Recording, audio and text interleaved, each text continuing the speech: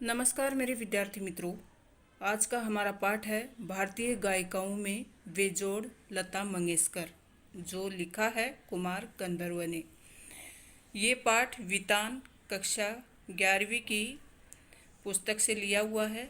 आज हम लता मंगेशकर की चारित्रिक विशेषताओं और उनके व्यक्तित्व पर चर्चा करने वाले हैं, इसलिए ध्यानपूर्वक इस पाठ को सुने और हर एक व्यक्तित्व की जो कि हमारे जीवन में महत्वपूर्ण है और जिनकी प्रसिद्धि है उनके बारे में हमें ज्ञान होना जरूरी है।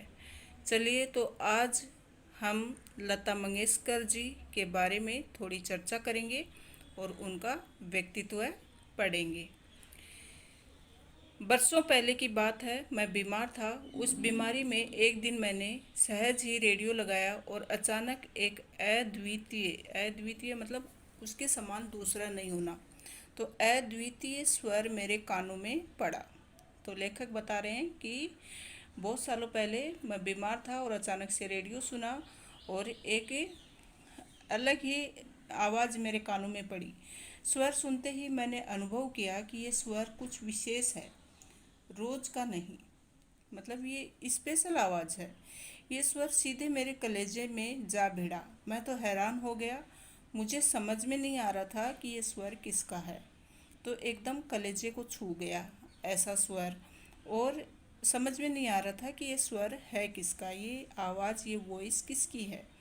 मैं तन्मयता से सुनता ही रहा। तन्मयता मतलब एकदम लगन से। गाना समाप्त होते ही गायिका का नाम घोषित किया गया, लता मंगेशकर। तो जैसे ही गाना ख़त्म हुआ तो नाम बताया कि ये लता मंगेशकर है। नाम सुनते ही मैं चकित हो गया। चकित मतलब आश्चर्यचकित, एकदम अचंभे में आ गया। मन ही मन एक संगति पाने का भी अनुभव हुआ। संगति मतलब मिलने का, एक तरह से जैसे कोई मेरे संग हो गया है, इस तरह का अनुभव हुआ। सुप्रसिद्ध गायक दीनानाथ मंगेशकर की अजब गायकी एक दूसरा स्वरूप लिए उन्हीं की बेटी की कोमल आवाज़ सुनने का अनुभव हुआ। तो एक तरह से इस तरह की संगति की, मतलब दीनानाथ मंगेशकर जी थे, उनकी भी अजब गायकी थी और उसका दूसरा स्वरूप उनकी बेटी में दिखाई दिया। मुझे लगता है बरसात के भी पहले के किसी चित्रपट का वह कोई गाना था। तब से लता निरंतर गाती चली आ रही हैं और मैं भी उसका गाना सुनता आ रहा हूँ। लता के पहले प्रसिद्ध गायिका नूरजहां का चित्रपट संगीत में अपना जमाना था। तो चित्रपट मतलब टीवी के पर्दे पर जो भी गाने फिल्माए जाते हैं, तो ये गाना बरसात मतलब जो फिल्म थी उसके भी पहले का गाना था। तो लता के पहले नूरजहां का नाम था चित्रपट में, परंतु उसी क्षेत्र के में बाद में आई हुई लता उससे कहीं आगे निकल गई, लेकिन नूरजहां से भी आगे लता मंगेशकर जी का नाम आने लगा। कला के क्षेत्र में ऐसे चमत्कार कभी कभी दिख पड़ते हैं। जैसे प्रसिद्ध सितारी विलायत खां अपने सितार वादक पिता की तुलना में बहुत ही आगे चले गए। तो कला ऐसी है कि कला की वजह से इंसान मतलब बहुत लोगों को पीछे छोड़कर आगे बढ़ जाता है। अगर किसी में महारत है, किसी में कुशलता है, कोई इस योग्य है, तो वो बहुत सारे लोगों को पछाड़कर आगे बढ़ जाता है। ऐसे बहुत सारे उदाहरण हमने देखे हैं कि छोटे छोटे युवा कलाकार, मतलब जो अनुभवी बड़े बड़े लोग हैं, उनको पछाड़कर आगे चला जाता है। ये हैं लता मंगेशकर जी। मेरा स्पष्ट मत है कि भारतीय गायिकाओं में लता के जोड़ की गायिका हुई ही नहीं। लता के कारण चित्रपट संगीत को विलक्षण लोकप्रियता प्राप्त हुई। तो विलक्षण मतलब बहुत ही, जिसमें बहुत सारे गुण हों, ऐसी लोकप्रियता चित्रपट संगीत को मिली लता जी के कारण। यही नहीं, लोगों का शास्त्रीय संगीत की ओर देखने का दृष्टिकोण भी एकदम बदला है। छोटी बात कहूँगा, पहले भी घर घर छोटे बच्चे गाया करते थे, पर उस गाने में और आजकल घरों में सुनाई देने वाले बच्चों के गाने में बड़ा अंतर हो गया है। तो आजकल के गाने और पहले के गानों में दिन रात का फ़र्क है। आजकल के नन्हे मुन्ने भी स्वर में गुनगुनाते हैं। क्या लता इस जादू का कारण नहीं है? तो लता के गायन शैली का जादू छोटे छोटे बच्चों पर भी पड़ा है। कोकिला का स्वर निरंतर कानों में पड़ने लगे तो कोई भी सुनने वाला उसका अनुकरण करने का प्रयत्न करेगा। अब निरंतर उसकी आवाज़ आती रहेगी, तो लता को यहाँ कोकिला का नाम दिया गया है। तो कोकिला का मतलब क्या होता है? कोयल जैसी मीठी आवाज़, गाने वाला। तो इसलिए कोकिला का स्वर निरंतर मतलब लगातार अगर उसका कानों में स्वर पड़ता रहेगा तो कोई भी सुने बिना नहीं रह सकता, और उसका जादू कभी न कभी होना ही है। ये स्वाभाविक ही है। चित्रपट संगीत के कारण सुंदर स्वर मालिकाएं लोगों के कानों पर पढ़ रही हैं। संगीत के विविध प्रकारों से उनका परिचय हो रहा है, उनका स्वर ज्ञान बढ़ रहा है। सुरीलापन क्या है, इसकी समझ भी उन्हें होती जा रही है। तो तरह तरह की लय के भी प्रकार उन्हें सुनाई पड़ने लगे हैं। तो लय मतलब तान, किस राग में कौन सा गाना गाया जा रहा है, किस धुन में गाया जा रहा है।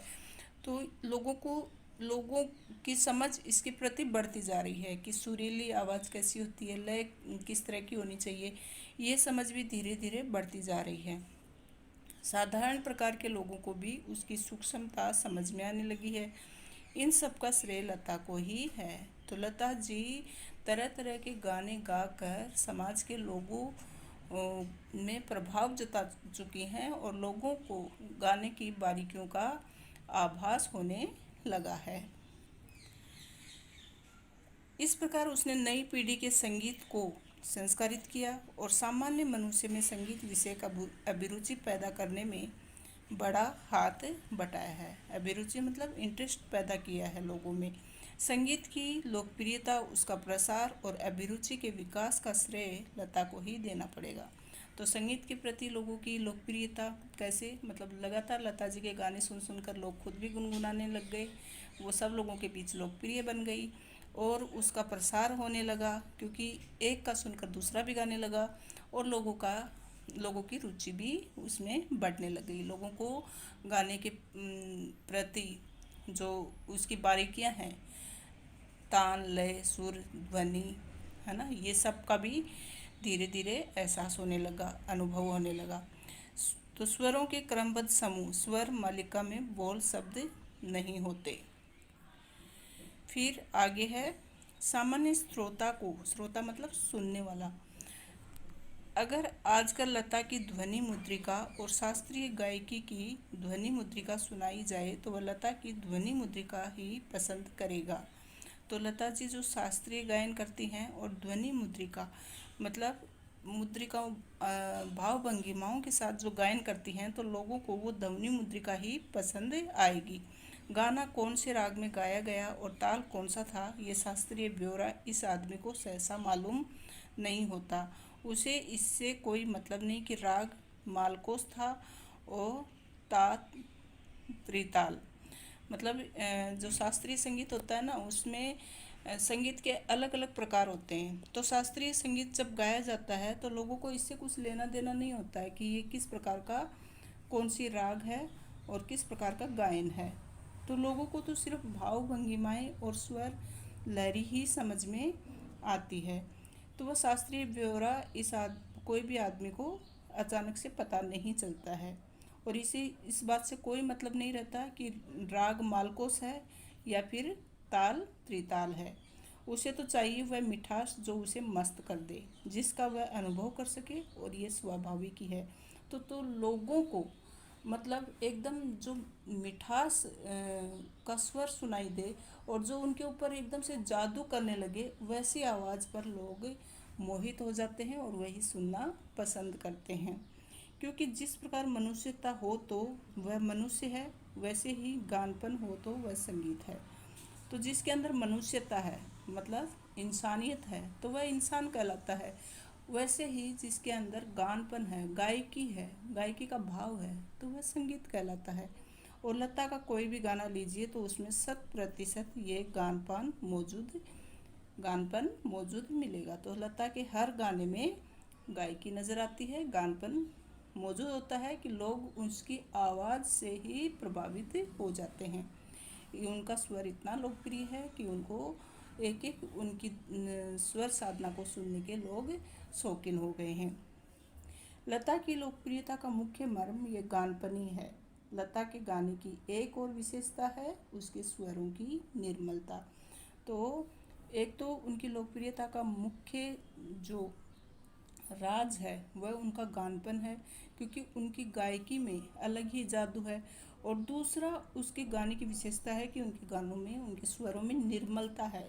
उसके पहले की पार्श्व गायिका नूरजहां भी एक अच्छी गायिका थी, तो उनके पहले की जो गायिका थी वो भी अच्छी गायिका थी, इसमें संदेह नहीं। तथापि उसके गाने में एक मादक उत्थान दिखता था, तो एक जादू दिखता था नूरजहां के गानों में भी। लता के स्वरों में कोमलता और मुग्धता है, लेकिन लता जी के स्वर हैं उनमें कोमलता है और साथ ही मुग्धता है, मतलब मुग्ध, दूसरों को मोहित करने की क्षमता है। ऐसा दिखता है कि लता का जीवन की ओर देखने का जो दृष्टिकोण है, मतलब जो नज़रिया है, वही उसके गायन की निर्मलता में झलक रहा है। तो लता जी के गानों की विशेषता क्या है कि जब वो गाती हैं तो ऐसा लगता है कि जीवन के प्रति जो उनका दृष्टिकोण है वो उनके गानों में दिखाई दे रहा है। हाँ, संगीत दिग्दर्शकों ने उसके स्वर की इस निर्मलता का जितना उपयोग कर लेना चाहिए था उतना किया नहीं। तो यहाँ पर लेखक बता रहे हैं कि जो संगीत के दिग्दर्शक, मतलब संगीत की दिशा दर्शाने वाले जो लोग थे, उनको लता जी की निर्मलता का पूरा उपयोग उन्होंने नहीं किया। मैं स्वयं संगीत दिग्दर्शक होता तो लता को बहुत जटिल काम देता और ऐसा कहे बिना रहा नहीं जाता। तो लेखक क्या कहते हैं कि अगर मैं स्वयं संगीत का दिग्दर्शक होता, मतलब संगीत को पहचानने वाला होता, तो लता जी को बहुत जटिल, मतलब कठिन कार्य देता और ऐसा कहे बिना रहा नहीं जाता।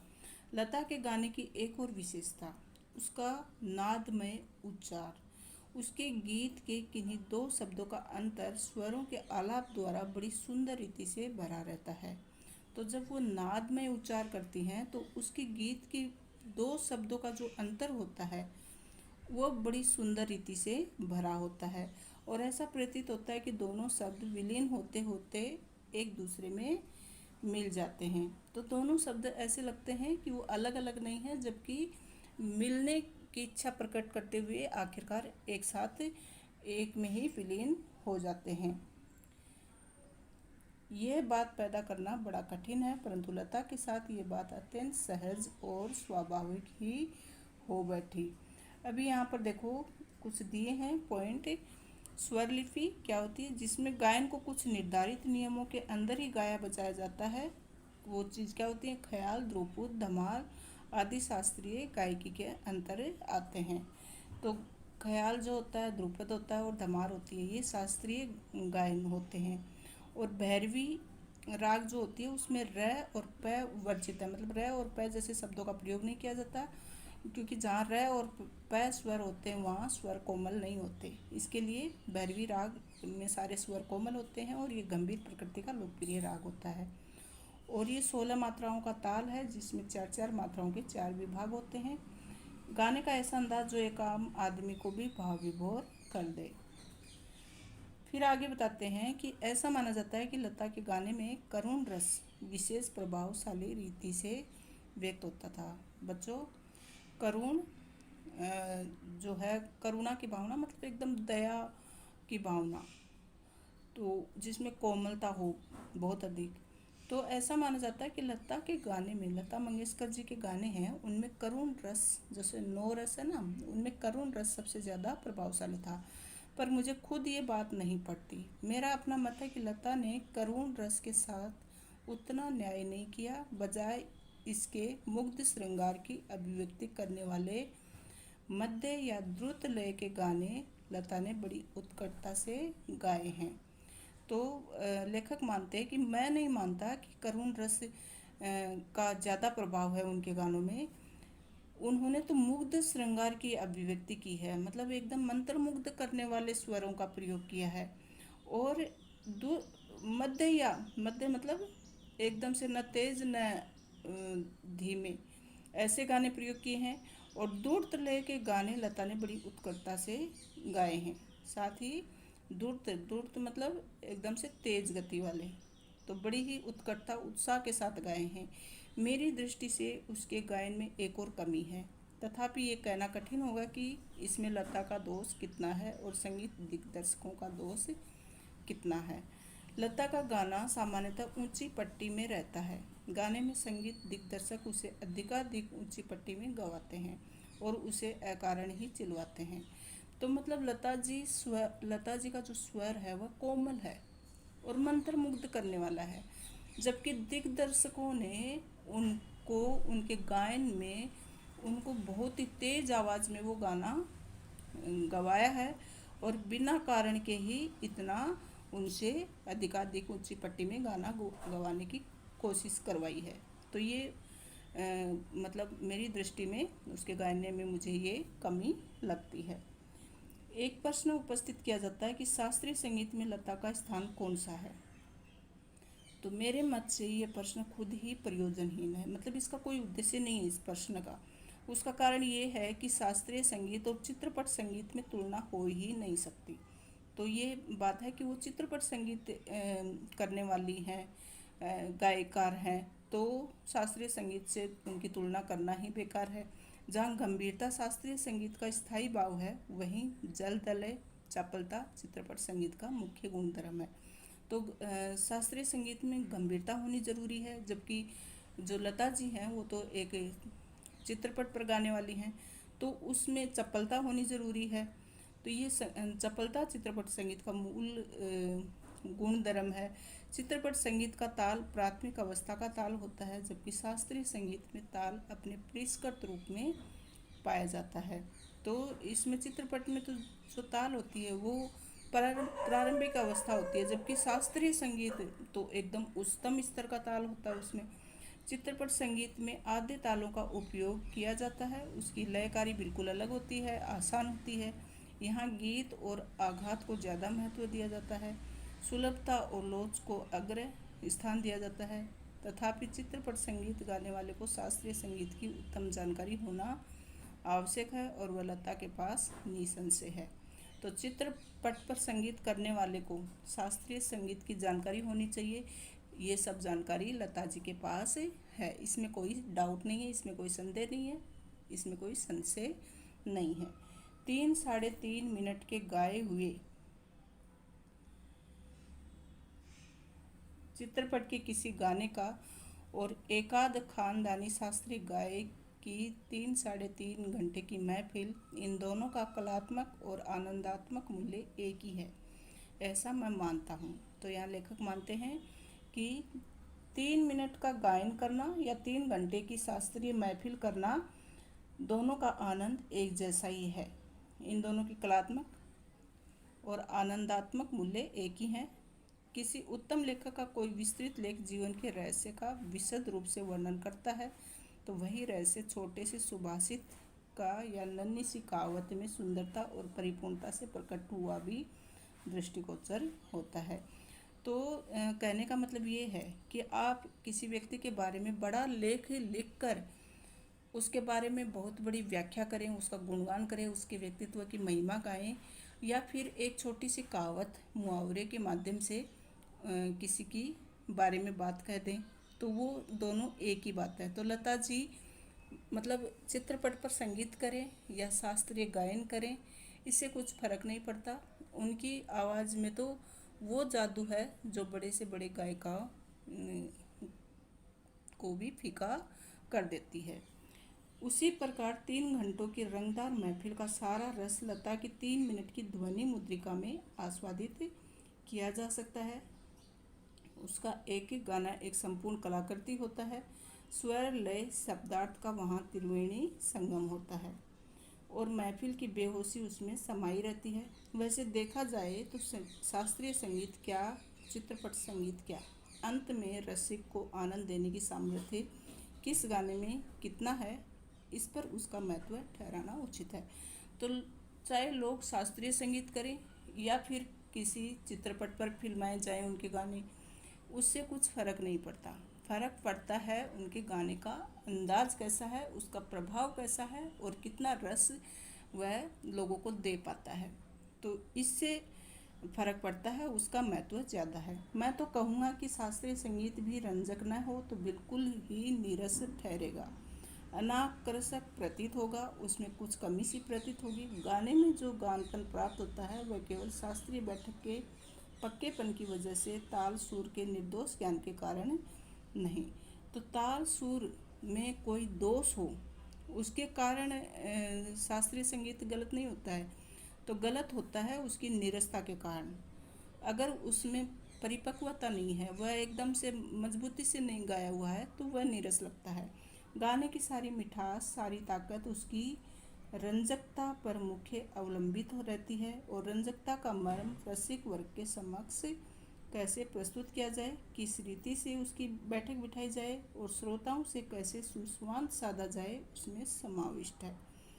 तो गाने का ढंग इस तरह से होना चाहिए कि उसकी बैठक लोगों के बीच किस रीति से बिठाई जाए, श्रोताओं को कैसे मतलब अपने प्रभाव में लिया जाए, ये सब बातें उसमें शामिल हैं।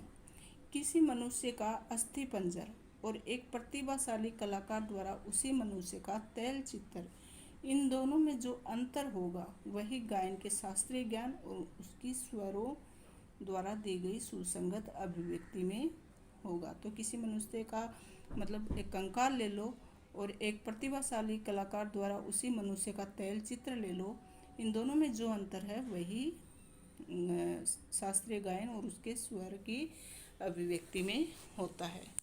संगीत के क्षेत्र में लता का स्थान अव्वल दर्जे के खानदानी गायन के गायक के समान ही मानना पड़ेगा। क्या लता 3 घंटों की महफिल जमा सकती है? ऐसा संशय व्यक्त करने वालों से मुझे भी एक प्रश्न पूछना है। क्या कोई पहली श्रेणी का गायक 3 मिनट की अवधि में चित्रपट का कोई गाना इसकी इतनी कुशलता और रसोत्कटता से गा सकेगा? तो जो ये कहते हैं कि लता 3 घंटे की महफिल नहीं जमा सकती, उनसे मैं ये प्रश्न करता हूँ, क्या कोई 3 मिनट के अंदर कोई चित्रपट पर कोई गाना कुशलता और रस के साथ गा सकेगा? नहीं।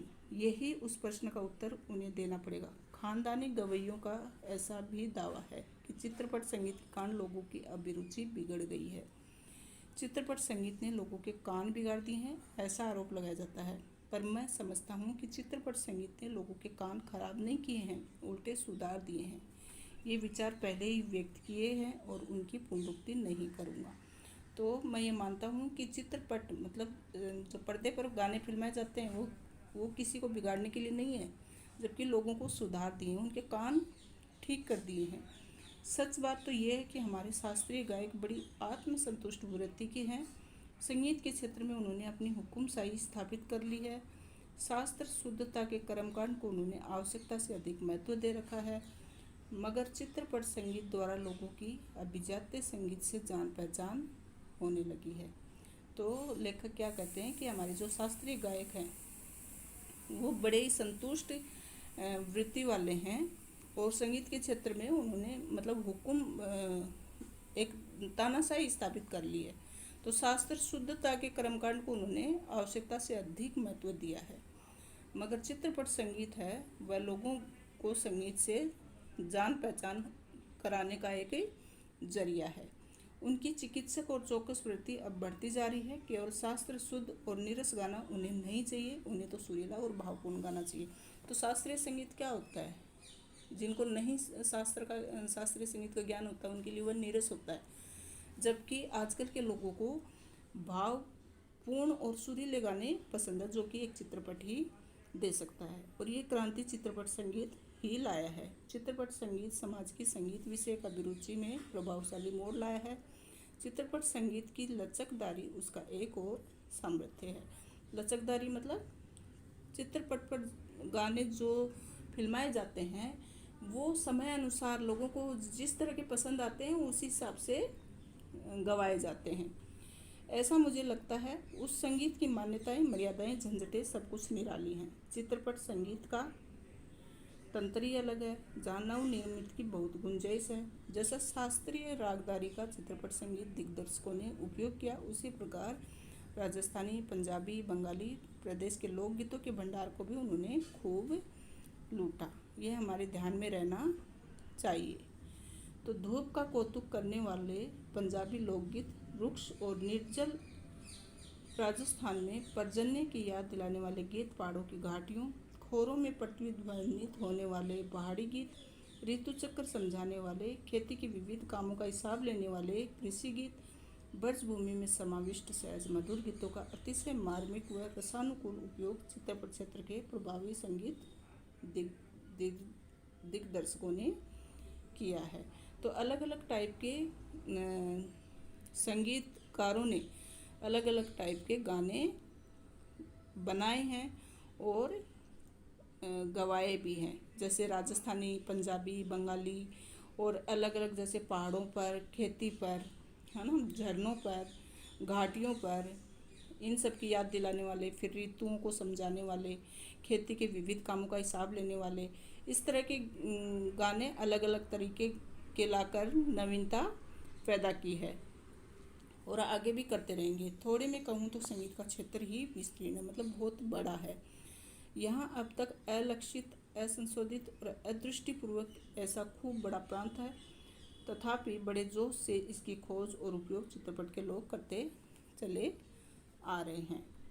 तो ऐसे इस चित्रपट संगीत क्षेत्र की लता अनिविसिक्त सम्राज्ञी है। तो इस तरह से चित्रपट संगीत में लता जी का नाम सबसे आगे है और कई पार्श्व गायक गायिकाएँ हैं, पर लता की लोकप्रियता इन सभी में अधिक है। बहुत सारी गायिकाएँ हैं लेकिन लता जी सर्वश्रेष्ठ हैं। उनकी लोकप्रियता के शिखर का स्थान अचल है, मतलब उनकी लोकप्रियता आगे पीछे नहीं होने वाली, वो हमेशा ही सर्वोपरि रहेंगी। और बीते अनेक वर्षों में वह गाती आ रही हैं, फिर भी उनकी लोकप्रियता अबाधित है। तो किसी प्रकार की बाधा उनके गानों में नहीं आई। बीते कई वर्षों से वो गायन करती आ रही हैं। लगभग आधी शताब्दी तक जनमन पर सतत प्रभुत्व रखना आसान नहीं है। ज़्यादा क्या कहूँ, एक राग भी हमेशा टिका नहीं रहता। भारत के कोने कोने में लता का गाना जा पहुँचे, यही नहीं प्रदेश में भी उनका गाना सुनकर लोग पागल हो उठे। ये क्या चमत्कार नहीं है। तो लता जी के गाने तो विदेशों में भी चर्चा में हैं और ये चमत्कार हम प्रत्यक्ष देख रहे हैं। और ये चमत्कार कोई लिखा हुआ नहीं है, जबकि आज भी लता जी हमारे बीच मौजूद है और हम ये बात समझ पा रहे हैं, हम ये बात प्रत्यक्ष रूप से देख रहे हैं कि लता जी कितनी प्रसिद्ध हैं, न केवल भारत में बल्कि दूसरे देशों में भी। ऐसा कलाकार शताब्दियों में शायद एक ही पैदा होता है और ऐसा कलाकार आज हम सभी के बीच है, उसे अपनी आंखों के सामने घूमता फिरता देख पा रहे हैं। ये हमारा कितना बड़ा भाग्य है। राजस्थान की रजत बूंदे। बच्चों, आपको पता ही है कि राजस्थान में सूखे की समस्या हर वक्त लगी रहती है। या तो अनावृष्टि होगी या तो अतिवृष्टि होगी। कई क्षेत्र ऐसे हैं जहाँ पर अच्छे से बारिश होती है, लेकिन कुछ क्षेत्र ऐसे हैं जहाँ पर बारिश की बहुत कमी रहती है। जैसे पश्चिमी राजस्थान है, वहाँ पर बारिश बहुत कम होती है और इसके लिए वहाँ पर जनघनत्व भी बहुत कम है और पूरा रेगिस्तान है, मरुस्थल है, पानी बहुत ही कम है। ऐसे में राजस्थान में पानी की समस्या का निराकरण कैसे किया जा सकता है, वो सब हम इस पाठ के माध्यम से पढ़ेंगे। चलिए शुरू करते हैं। राजस्थान की रजत बूंदे। लेखक है अनुपम मिश्र। पसीने में तरबतर चेल वांजी कुई के भीतर काम कर रहे हैं। कोई 30-35 हाथ गहरी खुदाई हो चुकी है। अब भीतर गर्मी बढ़ती ही जाएगी। कुई का व्यास गहरा बहुत ही संकरा है। तो कुई जो होती, एक होता है कुआं और एक होती है कुई। तो अंदर से मतलब गोल होती है, तो उसका जो घेर है वो बहुत ही संकरा है और उसके अंदर काम करने वाले हैं, उनको बहुत ज़्यादा गर्मी महसूस होती है। उकरू बैठे चेलवांजी की पीठ और छाती से एक एक हाथ की दूरी पर मिट्टी है। इतनी संकरी जगह में खोदने का काम कुल्हाड़ी या फावड़े से नहीं हो सकता। खुदाई यहाँ बसोली से की जा रही है। बसोली छोटी डंडे का छोटे फावड़े जैसा औजार होता है। आपने नाम सुना होगा, घास काटने का जो खुरपी हम देसी भाषा में बोलते हैं जिसको, तो उससे ही कुएं के अंदर बैठकर खुदाई हो सकती है। फावड़ा नहीं ले सकते क्योंकि खड़े होकर फावड़े का प्रयोग करेंगे तो उतनी जगह नहीं रहती, इसके लिए अच्छे से खुदाई भी नहीं हो पाएगी। तो बैठ कर के छोटे औजार से ही मिट्टी खोदी जा सकती है। नुकीला फल लोहे का और हत्था लकड़ी का। कुएं की गहराई में चल रहे मेहनती काम कर वहाँ की गर्मी का असर पड़ेगा। गर्मी कम करने के लिए ऊपर ज़मीन पर खड़े लोग बीच बीच में मुट्ठी भर रेत बहुत ज़ोर के साथ नीचे फेंकते हैं। तो देखिए, जो कुएं के अंदर काम करने वाले लोग होते हैं वो कितनी मुसीबतों का सामना करते हैं। उनकी गर्मी उनको ज़्यादा न लगे, इसके लिए लोग ऊपर से मुट्ठी भर के रेत डालते हैं और बहुत तेज़ गति से, ताकि उनको ज़्यादा गर्मी ना लगे। बहुत ज़ोर के साथ नीचे फेंकते हैं। इससे ऊपर की ताज़ी हवा नीचे फेंकाती है और गहराई में जमा दम घोंटू गर्म हवा ऊपर लौटती है। इतने ऊपर से फेंकी जा रही रेत के कण नीचे काम कर रहे चेलवान जी के सिर पर लग सकते हैं, इसलिए वे अपने सिर पर कांसे, पीतल या अन्य किसी धातु का एक बर्तन टोप की तरह पहने हुए होते हैं। तो उकड़ू बैठना क्या होता है? पंजों के बल पर बैठना, आपको पता ही है।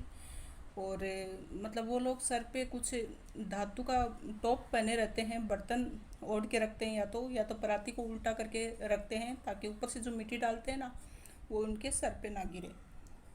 और ऊपर से मिट्टी डालने का कारण आपको बता ही दिया है कि ऊपर से तेज़ी से जब मिट्टी डालते हैं ना तो हवा नीचे तक जाती है और अंदर की जो गर्म हवा होती है कुएं के अंदर वो तेज़ी से ऊपर आती है। नीचे थोड़ी खुदाई हो जाने के बाद चेलवांजी के पंजों के आसपास मलबा जमा हो जाता है।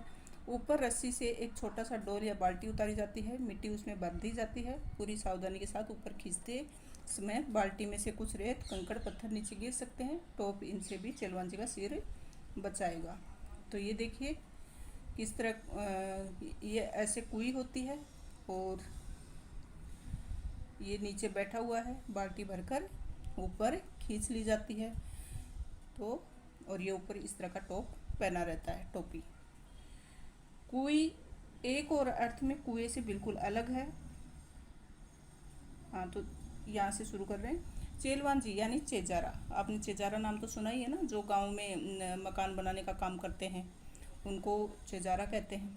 तो कुएं की खुदाई और एक विशेष तरह की चिनाई करने वाले दक्षतम लोग, ये काम चेजा कहलाता है। चेजारो जिस कुएं को बना रहे हैं वह भी कोई साधारण ढांचा नहीं है। कुएं यानी बहुत ही छोटा सा कुआं। कुआं पुल्लिंग है और कुएं स्त्रीलिंग है। ये छोटी भी केवल व्यास में ही है, गहराई तो इस कुएं की कहीं से भी कम नहीं। व्यास मतलब ये जो गहरा होता है यही मतलब इसका कम रहता है, कुएं का ज़्यादा रहता है, कुएं का कम रहता है, बल्कि गहराई तो इसकी कुएं जितनी ही होती है। कुएं एक और अर्थ में कुएं से बिल्कुल अलग है। कुआं भूजल को पाने के लिए बनता है, पर कुएं भूजल से ठीक वैसे नहीं जुड़ती जैसे कुआं जुड़ता है। कुएं वर्षा के जल को बड़े विचित्र ढंग से समेटती है, तब भी जब वर्षा ही नहीं होती। यानी कुएं में न तो सतह पर बहने वाला पानी है न भूजल है। ये तो नेति नेति जैसा कुछ पेचीदा मामला है। तो कुआं तो क्या होता है, अंदर का पानी निकालने के लिए होता है, ज़मीन से पानी खींचने के लिए। जबकि कुएं है वो अंदर का पानी नहीं बल्कि वर्षा का पानी, बरसात का पानी जो होता है उसके लिए कुएं बनाई जाती है, उसको समेटती है। जब वर्षा नहीं होती है तो ये कुएं का पानी काम आता है। मरुभूमि में रेत का विस्तार और गहराई अथाह है। अथाह मतलब बहुत गहरा है, ज़्यादा है। यहाँ वर्षा अधिक मात्रा में भी हो तो उसे भूमि में समा जाने में देर नहीं लगती, पर कहीं कहीं मरुभूमि में रेत की सतह के नीचे प्राय 10-15 हाथ से 50-60 हाथ नीचे खड़िया पत्थर की एक पट्टी चलती है, और ये पट्टी जहाँ भी है काफ़ी लंबी चौड़ी है, पर रेत के नीचे दबी होने के कारण ऊपर से दिखती है। ये देखिए, ये खड़ी कुई बनाई हुई है यहाँ पर, और यहाँ से मतलब पानी खींचते हैं इस कुई से, है ना। तो मरुभूमि मतलब जो रेगिस्तान है, जैसलमेर बाड़मेर का इलाका, वहाँ पर पानी की बहुत कमी है। वहाँ पर मतलब ये कुएं बनाई जाती हैं और बरसात का पानी इकट्ठा किया जाता है, ताकि जब पानी की कमी हो तो यहाँ से पानी उपयोग में लाया जा सके। ऐसे क्षेत्रों में बड़े कुएं खोदते समय मिट्टी में हो रहे परिवर्तन से खड़िया पट्टी का पता चल जाता है। बड़े कुओं में पानी तो 150-200 हाथ पर निकल ही आता है, पर प्राय खारा होता है, इसलिए पीने के काम नहीं आ सकता। बस तब इन क्षेत्रों में कुएं बनाई जाती हैं। तो मतलब खुदाई करेंगे तो पानी तो चलो गहरा कुआं खोदेंगे तो मिल जाएगा, लेकिन वो वहाँ का पानी खारा होता है और इसके लिए कुई बनाई जाती है। पट्टी खोजने में पीढ़ियों का अनुभव भी काम आता है। बरसात का पानी किसी क्षेत्र में एकदम बैठे नहीं तो पता चल जाता है कि रेत के नीचे ऐसी पट्टी चल रही है। तो ऐसा नहीं कि पट्टी कहीं भी किसी को भी मिल जाए, उसके लिए बहुत खासा अनुभव की ज़रूरत होती है और अनुभवी आदमी लगा पाते हैं कि पट्टी मतलब पट्टा कहाँ पर मिलेगा। और पट्टी खोजने में पीढ़ियों का अनुभव भी काम आता है। बरसात का पानी किसी क्षेत्र में एकदम बैठे तो नहीं पता चल जाता कि रेत के नीचे ऐसी पट्टी चल रही है। ये पट्टी वर्षा के जल को गहरे खारे भूजल तक जाकर मिलने से रोकती है। भूजल मतलब भूमि का जल। तो ये जो पट्टी होती है ना, वो वर्षा के जल को भूजल तक जाकर मिलने से रोकती है। जो खारा पानी होता है ना भूमि के अंदर, वहाँ जाने से ये पट्टी रोकती है, बरसात के पानी को रोक लेती है ताकि खारे पानी में ना मिले। और ऐसी स्थिति में उस बड़े क्षेत्र में वर्षा पानी भूमि की रेतीली सतह और नीचे चल रही पथरीली पट्टी के बीच अटक कर नमी की तरफ फैल जाता है। तेज पड़ने वाली गर्मी में इस नमी की भाप बनकर उड़ जाने की आशंका उठ सकती है, पर ऐसे क्षेत्रों में प्रकृति की एक और अनोखी उदारता काम करती है। तो गर्मी के कारण इस नमी की भाप उड़ जाने की आशंका होती है और ये जो पट्टी है वो इस समय काम आती है। रेत के कण बहुत ही बारीक होते हैं। वे अन्यत्र मिलने वाली मिट्टी के कणों की तरह एक दूसरे से चिपकते नहीं। जहाँ लगाव है वहाँ अलगाव भी है। जिस मिट्टी के कण परस्पर चिपकते हैं वे अपनी जगह भी छोड़ते हैं और इसलिए वहाँ कुछ स्थान खाली छूट जाता है। जैसे दोमट या काली मिट्टी के क्षेत्र में गुजरात, मध्य प्रदेश, महाराष्ट्र, बिहार आदि में वर्षा बंद होने के बाद धूप निकलने पर मिट्टी के कण चिपकने लगते हैं और धरती में, खेत और आंगन में दरारें पड़ जाती हैं। तो जैसे ही मतलब बरसात होती है उस समय मिट्टी एकदम गीली हो जाती है और जब बरसात नहीं होती है, मिट्टी सूख जाती है, उस समय ज़मीन में दरारें पड़ जाती हैं। धरती की संचित नमी इन दरारों से गर्मी पड़ते ही वाष्प बनकर वापस वातावरण में लौटती है और जब दरारें पड़ जाती हैं तो भाप बनकर वो भाप मतलब ऊपर के क्लाइमेट में मिक्स हो जाती है। पर यहाँ बिखरे रहने में ही संगठन है। मरुभूमि में रेत के कण समान रूप से बिखरे रहते हैं। यहाँ परस्पर लगाव नहीं, इसलिए अलगाव भी नहीं होता। तो मरुभूमि में क्या होता है कि मिट्टी चिपकती नहीं है। जब चिपकती नहीं है तो उनको अलग करने का तो मतलब भी नहीं है, इसके लिए वो पहले से ही अलग अलग होती है। पानी गिरने पर कण थोड़े भारी हो जाते हैं पर अपनी जगह नहीं छोड़ते, इसलिए मरुभूमि में धरती पर दरारें नहीं पड़ती। तो मरुभूमि में मतलब रेगिस्तान में दरारें नहीं पड़ती हैं मिट्टी में, और इसके लिए भाप भी नहीं निकलती। भाप नहीं निकलती तो वातावरण में नमी नहीं आती, और वातावरण में नमी नहीं आती तो वर्षा नहीं होती। तो वहाँ का एकदम माहौल सूखा ही रहता है। भीतर समाया वर्षा का जल भीतर ही बना रहता है। एक तरफ थोड़े नीचे जल चल रही पट्टी इसकी रखवाली करती है तो दूसरी तरफ ऊपर रेत के असंख्य कणों का कड़ा पहरा बैठा रहता है। इस हिस्से में बरसी बूंद बूंद रेत में समाकर नमी में बदल जाती है। अब यहाँ कुई बन जाए तो उसका पेट उसकी खाली जगह चारों तरफ से रेत में समाई नमी को फिर से बूंदों में बदलती है। बूंद बूंद रिसती है और कुई में पानी जमा होने लगता है। खारे पानी के सागर में अमृत जैसा मीठा पानी। तो यहाँ पर खारा पानी है लेकिन कुई में जो पानी जाता है वह मीठा जाता है। देखो, खारे पानी के सागर में अमृत जैसा मीठा पानी, ये है कुई का नक्शा। इस अमृत को पाने के लिए मरुभूमि के समाज ने खूब मंथन किया। अपने अनुभवों को व्यवहार में उतारने का पूरा एक शास्त्र विकसित किया। इस शास्त्र ने समाज के लिए उपलब्ध पानी को 3 रूपों में बांटा। पहला है पालर पानी, यानी सीधे बरसात से मिलने वाला पानी। ये धरातल पर बहता है और इसे नदी, तालाब आदि में रोका जाता है। मतलब बरसात का पानी जो ज़मीन पर गिरता है ना सीधा, उसको किसी तालाब के लिए रास्ता बना दिया जाता है, उसमें मिक्स हो जाता है। यहाँ आदि शब्द में भी बहुत कुछ छिपा है। तो नदी, तालाब आदि और भी बहुत सारी चीज़ें जहाँ पर सीधा डायरेक्ट बरसात का पानी जाकर मिल जाता है। पानी का दूसरा रूप है पाताल पानी। ये वही भूजल है जो कुओं से निकाला जाता है। तो पानी का दूसरा रूप पाताल पानी, मतलब एकदम नीचे तक चला जाता है कुएं के अंदर। पालर पानी और पाताल पानी के बीच पानी का तीसरा रूप है रेजानी पानी। तो धरातल के नीचे उतरा लेकिन पाताल में नहीं मिला, वह पानी है रेजानी। तो धरातल पर रहता है, जो जमीन पर ही रहता है, वह तो होता है पालर पानी। और एकदम नीचे कुएं के अंदर भूजल भूमि के अंदर चला जाता है एकदम से, वह होता है पाताल पानी। और दोनों के बीच में रहता है, मतलब पालर धरातल पर तो नहीं रहता है लेकिन नीचे चला जाता है, परंतु पाताल तक नहीं पहुंचता, उसको कहते हैं रेजानी। वर्षा की मात्रा नापने में भी इंच या सेंटीमीटर नहीं बल्कि रेजा शब्द का उपयोग होता है। और रेजा का माप धरातल पर हुई वर्षा को नहीं, धरातल में समाई वर्षा को नापता है। तो धरातल पर जो बरसात होती है ना, उसको हम सेंटीमीटर से नापते हैं कि पानी कितना ऊपर तक ऐसे आया। लेकिन यहाँ पर जो रेजा एक यंत्र होता है, उससे धरातल के नीचे पानी जो जाता है उसको मापा जाता है।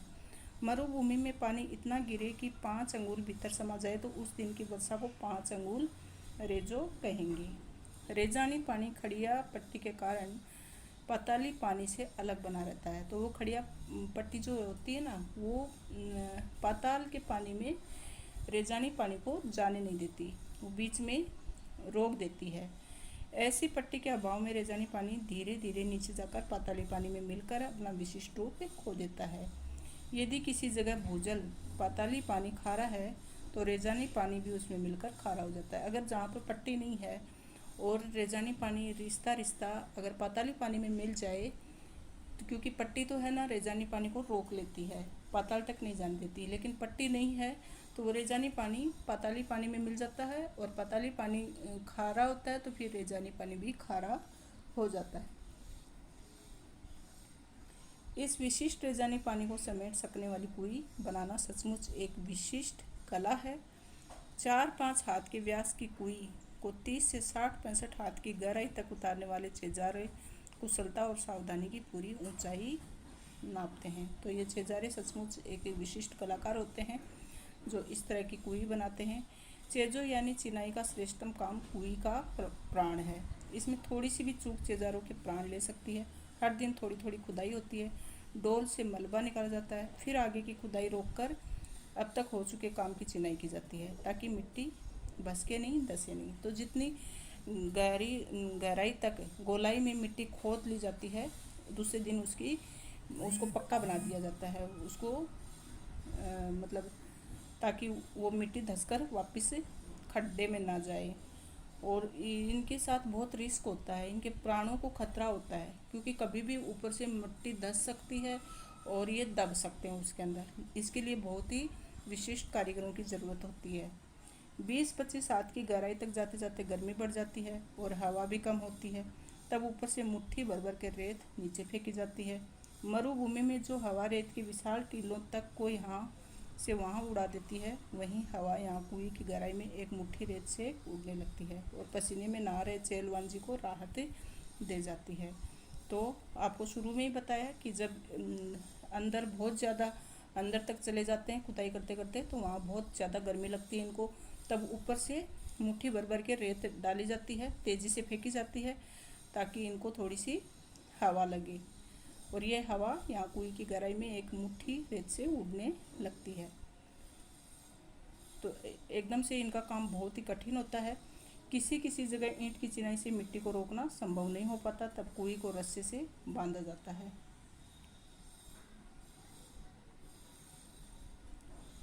इस तरह से कुएं के ऊपर ये जाड़ डाला हुआ है ताकि इसके अंदर कोई चला ना जाए। पहले दिन कुएं खोदने के साथ साथ खीप नाम की घास का ढेर जमा कर दिया जाता है। खीप एक घास होती है और उसके ऊपर वो डाल दी जाती है। छेजारे खुद खुदाई शुरू करते हैं और बाकी लोग खीप की घास से कोई 3 अंगुल मोटा रस्सा बांटने लगते हैं। पहले दिन का काम पूरा होते होते कुएं 10 हाथ गहरी हो जाती है, तो 10 हाथ तक मतलब खुदाई कर लेते हैं पहले दिन। और इसके तल पर दीवार के साथ सटा कर रस्से का पहला गोला बिछा दिया जाता है। तो तल मतलब जो इसकी धरातल होता है, जितनी खुदाई की है उसका पेंदा होता है, तो तल पर दीवार के साथ सटाकर रस्से का पहला गोला बिछा दिया जाता है। एकदम से गोलाई जो होती है नीचे के भाग में, उस गोलाई के हिसाब से ही मोटी रस्सी खीप से बनाई हुई, घास की बनाई हुई बिछा दी जाती है, ताकि वो गोलाई बनी रहे। फिर उसके ऊपर दूसरा, तीसरा, चौथा, इस तरह ऊपर आते आते खीप घास से बना खुरदरा मोटा रस्सा हर घेरे पर अपना वजन डालता रहता है, और बट्टी हुई लड़ियाँ एक दूसरे में फंसकर मजबूती से एक के ऊपर एक बैठती जाती हैं। रस्से का आखिरी छोर ऊपर तक रहता है, ये आप देख सकते हैं।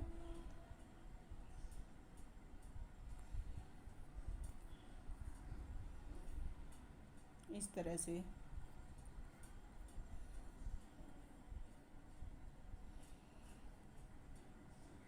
फिर अगले दिन क्या होता है, कुछ और मिट्टी खोदी जाती है और रस्से की पहले दिन की जमाई गई कुंडली दूसरे दिन खोदी गई जगह से सरका दी जाती है, और ऊपर छुट्टी हुई दीवार में अब नया रस्सा बांध दिया जाता है। रस्से की कुंडली को टिकाए रखने के लिए बीच बीच में कहीं कहीं चिनाई भी की जाती है।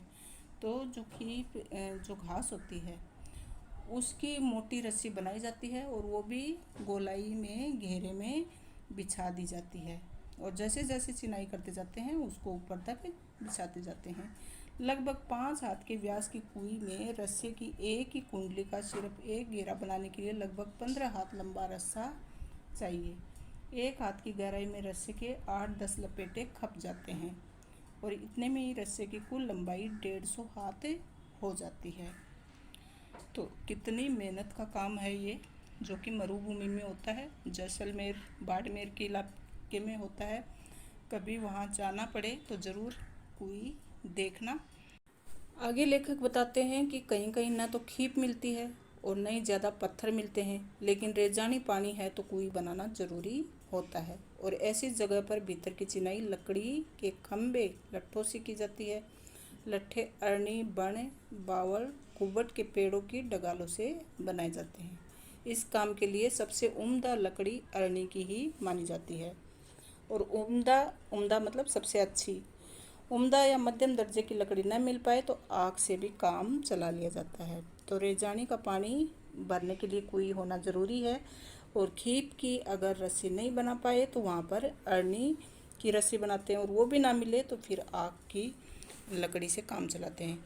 लट्ठे नीचे से ऊपर की ओर एक दूसरे में फंसा कर सीधे खड़े किए जाते हैं, फिर इन्हें खीप की रस्सी से बांधा जाता है। कहीं कहीं चक की रस्सी भी काम में लाते हैं। ये बंधाई भी कुंडली का आकार लेती है, इसलिए इसे सांपणी कहते हैं। ये देख सकते हो आप, देखो यहाँ पर जो दिया है अंदर से किस तरह से गोलाई करने के लिए रस्सी को कुई के आकार में ही गोल तरह से जमाया हुआ है। तो इस तरह से रस्सी बनानी पड़ती है, और जितनी गहरी कुई है उस हिसाब से उतनी ही लंबी रस्सी बनानी पड़ती है।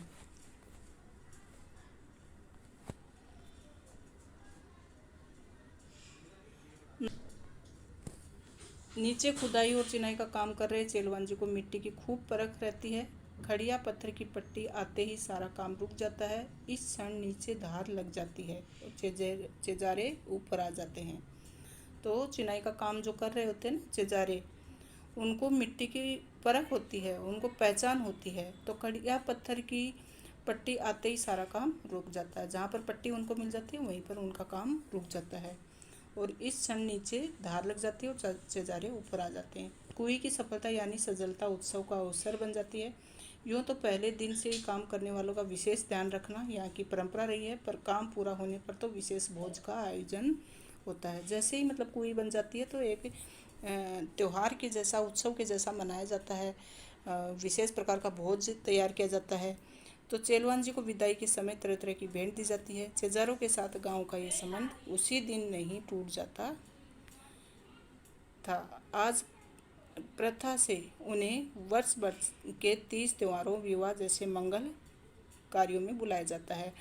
तो देखो चेजारे जो होते हैं ना कुई बनाने वाले, तो कुई का काम कंप्लीट हो जाता है तो ऐसा नहीं कि उनको विदा कर दिया जाता है। उनकी विदाई तो होती ही है बहुत अच्छे से, धूमधाम से। उनको बहुत सारे भेंट दिए जाते हैं, लेकिन 30 त्योहार पर भी उनको बुलाया जाता है। तो देखो कुएं के निर्माण में लट्ठे का प्रयोग, जहाँ पे वो रस्सी नहीं बन जाती वहाँ लट्ठे का लगाए जाते हैं। और अब तो सिर्फ आज का समय क्या है, मजदूरी दे दो और भगा दो, लेकिन उस समय ऐसा नहीं होता था। कई जगह पर चिज़ारों के बदले सामान्य गृहस्थ भी इस विशिष्ट कला में कुशल बन जाते थे।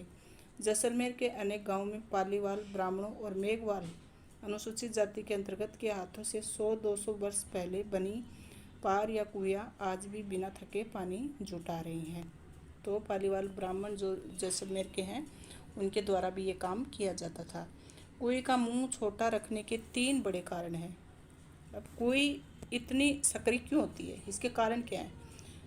रेत में जमा नमी से पानी की बूंदें बहुत धीरे धीरे रिसती हैं। दिन भर में एक कुएं मुश्किल से इतना ही पानी जमा कर पाती है कि उससे 2-3 घड़े भर सकें। कुएं के तल पर पानी की मात्रा इतनी कम होती है कि यदि कुएं का व्यास बड़ा हो तो कम मात्रा का पानी ज़्यादा फैल जाएगा, तब उसे ऊपर निकालना संभव नहीं रहेगा। अगर कुएं को चौड़ा बना दिया जाए तो उसमें पानी उसके पेंदे में मतलब बहुत दूरी में फैला रहेगा और कुएं भर नहीं पाएगी। इसके लिए उसको सकरा बनाया जाता है, क्योंकि बहुत धीरे धीरे पानी उसके अंदर भरता है, रिसता रहता है। तो इसके लिए उसको सकरा बनाया जाता है ताकि आसानी से पानी ऊपर आ जाए और उसको निकाल लें। छोटे व्यास की कुएं में धीरे धीरे रिस कर आ रहा पानी 2-4 हाथ की ऊंचाई ले लेता है। कई जगहों पर कुएं से पानी निकालते समय छोटी बाल्टी के बदले छोटी चड़स का भी उपयोग इस कारण से किया जाता है। धातु की बाल्टी पानी में आसानी से डूबती नहीं, पर मोटे कपड़े या चड़स के मुंह पर लोहे का वजनी कपड़ा बंधा होता है। चड़स पानी से टकराता है, ऊपर का वजनी भाग नीचे के भाग पर गिरता है और इस तरह कम मात्रा के पानी में भी ठीक से डूब जाता है। तो देखो, पहले तो कुएं बनाने के लिए कितनी मशक्क़त करनी पड़ी और फिर पानी निकालने के लिए भी विशेष बाल्टी का प्रयोग करते हैं। तो जब भर जाती है, वो पानी में डूब जाती है, तब भर जाने के बाद ऊपर उठते ही चड़स अपना पूरा आकार ले लेता है। पिछले दौर में मतलब समय में ऐसे कुछ गांव के आसपास से सड़कें निकली, ट्रक दौड़े हैं। ट्रकों की फटी ट्यूब से भी छोटी चड़सी बनने लगी है। कुएं के व्यास का संबंध इन क्षेत्रों में पड़ने वाली तेज गर्मी से भी है। व्यास बड़ा हो तो कुएं के भीतर पानी ज़्यादा फैल जाएगा। बड़ा व्यास पानी को भाप बनकर उड़ने से रोक नहीं पाएगा।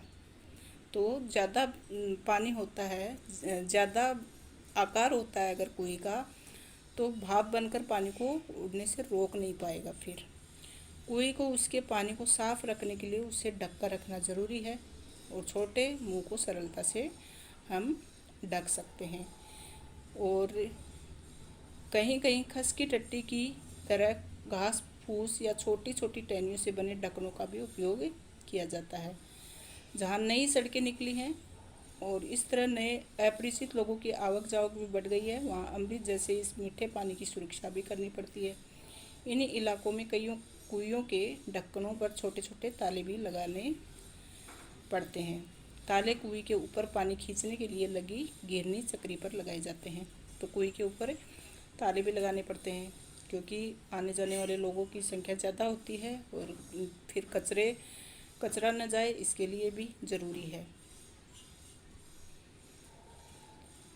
फिर देखो, खड़िया पत्थर की पट्टी एक बड़े भाग से गुजरती है, इसलिए उस पूरे हिस्से में एक के बाद एक कुएं बनती जाती है। ऐसे क्षेत्र में एक बड़े साफ सुथरे मैदान में 30-40 कुइयाँ बन जाती है। तो जहाँ पट्टी होती है ना, वहाँ पर ही कुइयाँ बनाई जाती हैं। तो जहाँ पट्टी मिल जाती है वहाँ लगातार एक के बाद एक कुएं बना दी जाती है और हर घर की एक कुएं, परिवार बड़ा हो तो एक से अधिक भी बनाई जाती है। निजी और सार्वजनिक संपत्ति का विभाजन करने वाली मोटी रेखा कुएं के मामले में बड़े विचित्र ढंग में मिट जाती है और हर एक की अपनी अपनी कुएं है और सबका उन कुइयों पर अपना अपना हक है। लेकिन कुएं जिस क्षेत्र में बनती है वह गांव समाज की सार्वजनिक जमीन है। उस जगह बरसने वाला पानी ही बाद में वर्ष भर नमी की तरह सुरक्षित रहेगा और इसी नमी से साल भर कुइयों में पानी भरेगा। नमी की मात्रा तो वहाँ हो चुकी वर्षा से तय होती है। तो किस तरह से नमी ज़मीन में आएगी और किस तरह से पानी कुइयों में भरेगा, ये तो बरसात के ऊपर निर्भर है। अब उस क्षेत्र में बनने वाली हर नई कुएं का अर्थ है पहले से तय नमी का बंटवारा। इसलिए निजी होते हुए भी सार्वजनिक क्षेत्र में बनी कुइयों पर ग्राम समाज का अंकुश लगा रहता है। तो सब अपने अपनी कुइयाँ तो बनवाते हैं, लेकिन उसके ऊपर समाज का नियंत्रण होता है। बहुत ज़रूरत पड़ने पर ही समाज नई कुएं के लिए अपनी स्वीकृति देता है, क्योंकि सभी को पानी की ज़रूरत होती है। तो जितना पानी होगा उतना ही तो कुइयों में जाएगा ना। इसके लिए मतलब सबको ऐसा नहीं कि एक से अधिक कुएं बनाने की अनुमति मिल जाए, तो उसकी स्वीकृति लेनी पड़ती है कुएं बनाने के लिए।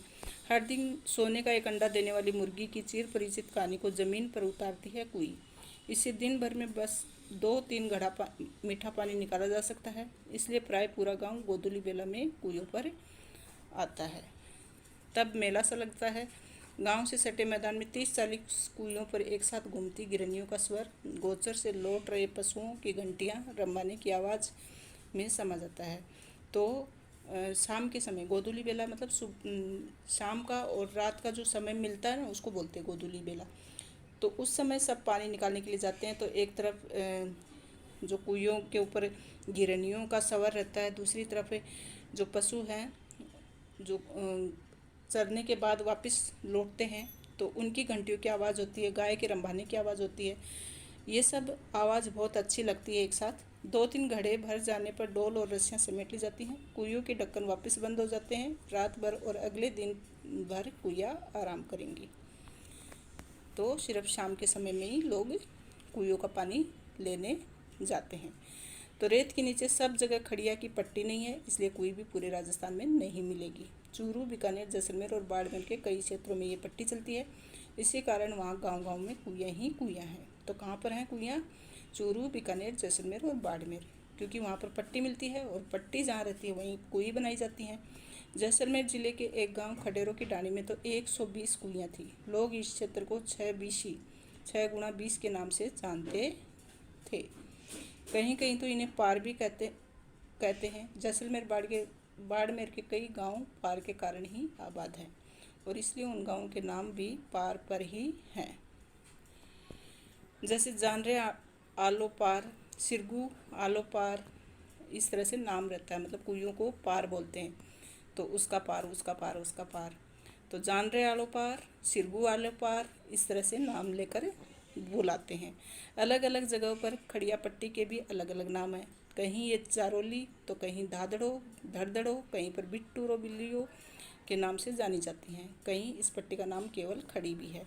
तो पट्टियों को भी अलग अलग नाम से पुकारते हैं, कुइयों को भी अलग अलग नाम से पुकारते हैं। तो जैसा देश वैसा बेस, जैसा पानी वैसी वाणी वाली बात यहाँ पर चरितार्थ हो रही है। और इसी खड़ी के बल पर खारे पानी के बीच मीठा पानी देती खड़ी रहती है कुई। आलो अंधारी, इसको हम छोटे रूप में समझेंगे क्योंकि ये कहानी बहुत लंबी है। ये एक तरह से ये आत्मकथा है, जो कि एक गरीब नौकरानी की आत्मकथा है, और वह उसकी छोटी उम्र में ही शादी हो जाती है। उसके पश्चात उसको ससुराल में अपने पति से कितनी प्रताड़नाएं मिलती हैं, और समाज में लोगों से कितनी बातें सुनने को मिलती हैं, किन किन मुसीबतों का सामना करना पड़ता है, सामाजिक स्थिति कैसी रहती है, आर्थिक तंगी किस तरह से झेलती है, वो सभी बातें इस कहानी के माध्यम से आज हम पढ़ने जा रहे हैं। मैं समरी के माध्यम से आपको ये आलो अंधारी पूरी कहानी यहाँ पर बताने जा रही हूँ। ध्यानपूर्वक सुनिएगा। इसमें कोई भी पक्ष ऐसा नहीं छूटेगा जो कि आपकी एग्ज़ाम की दृष्टि से महत्वपूर्ण हो। सभी पक्षों को शामिल करते हुए एक छोटी समरी तैयार की है, जिसमें मैंने महत्वपूर्ण पॉइंट सभी शामिल किए हैं। क्योंकि कहानी बहुत लंबी है, इसके लिए इसको समरी के माध्यम से समझ रहे हैं। चलिए शुरू करते हैं। आलो अंधारी। बच्चों, आलो अंधारी बेबी हालदार द्वारा रचित एक घरेलू नौकरानी की आत्मकथा है।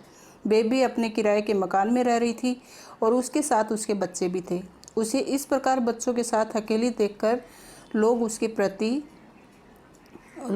पति के बारे में पूछते।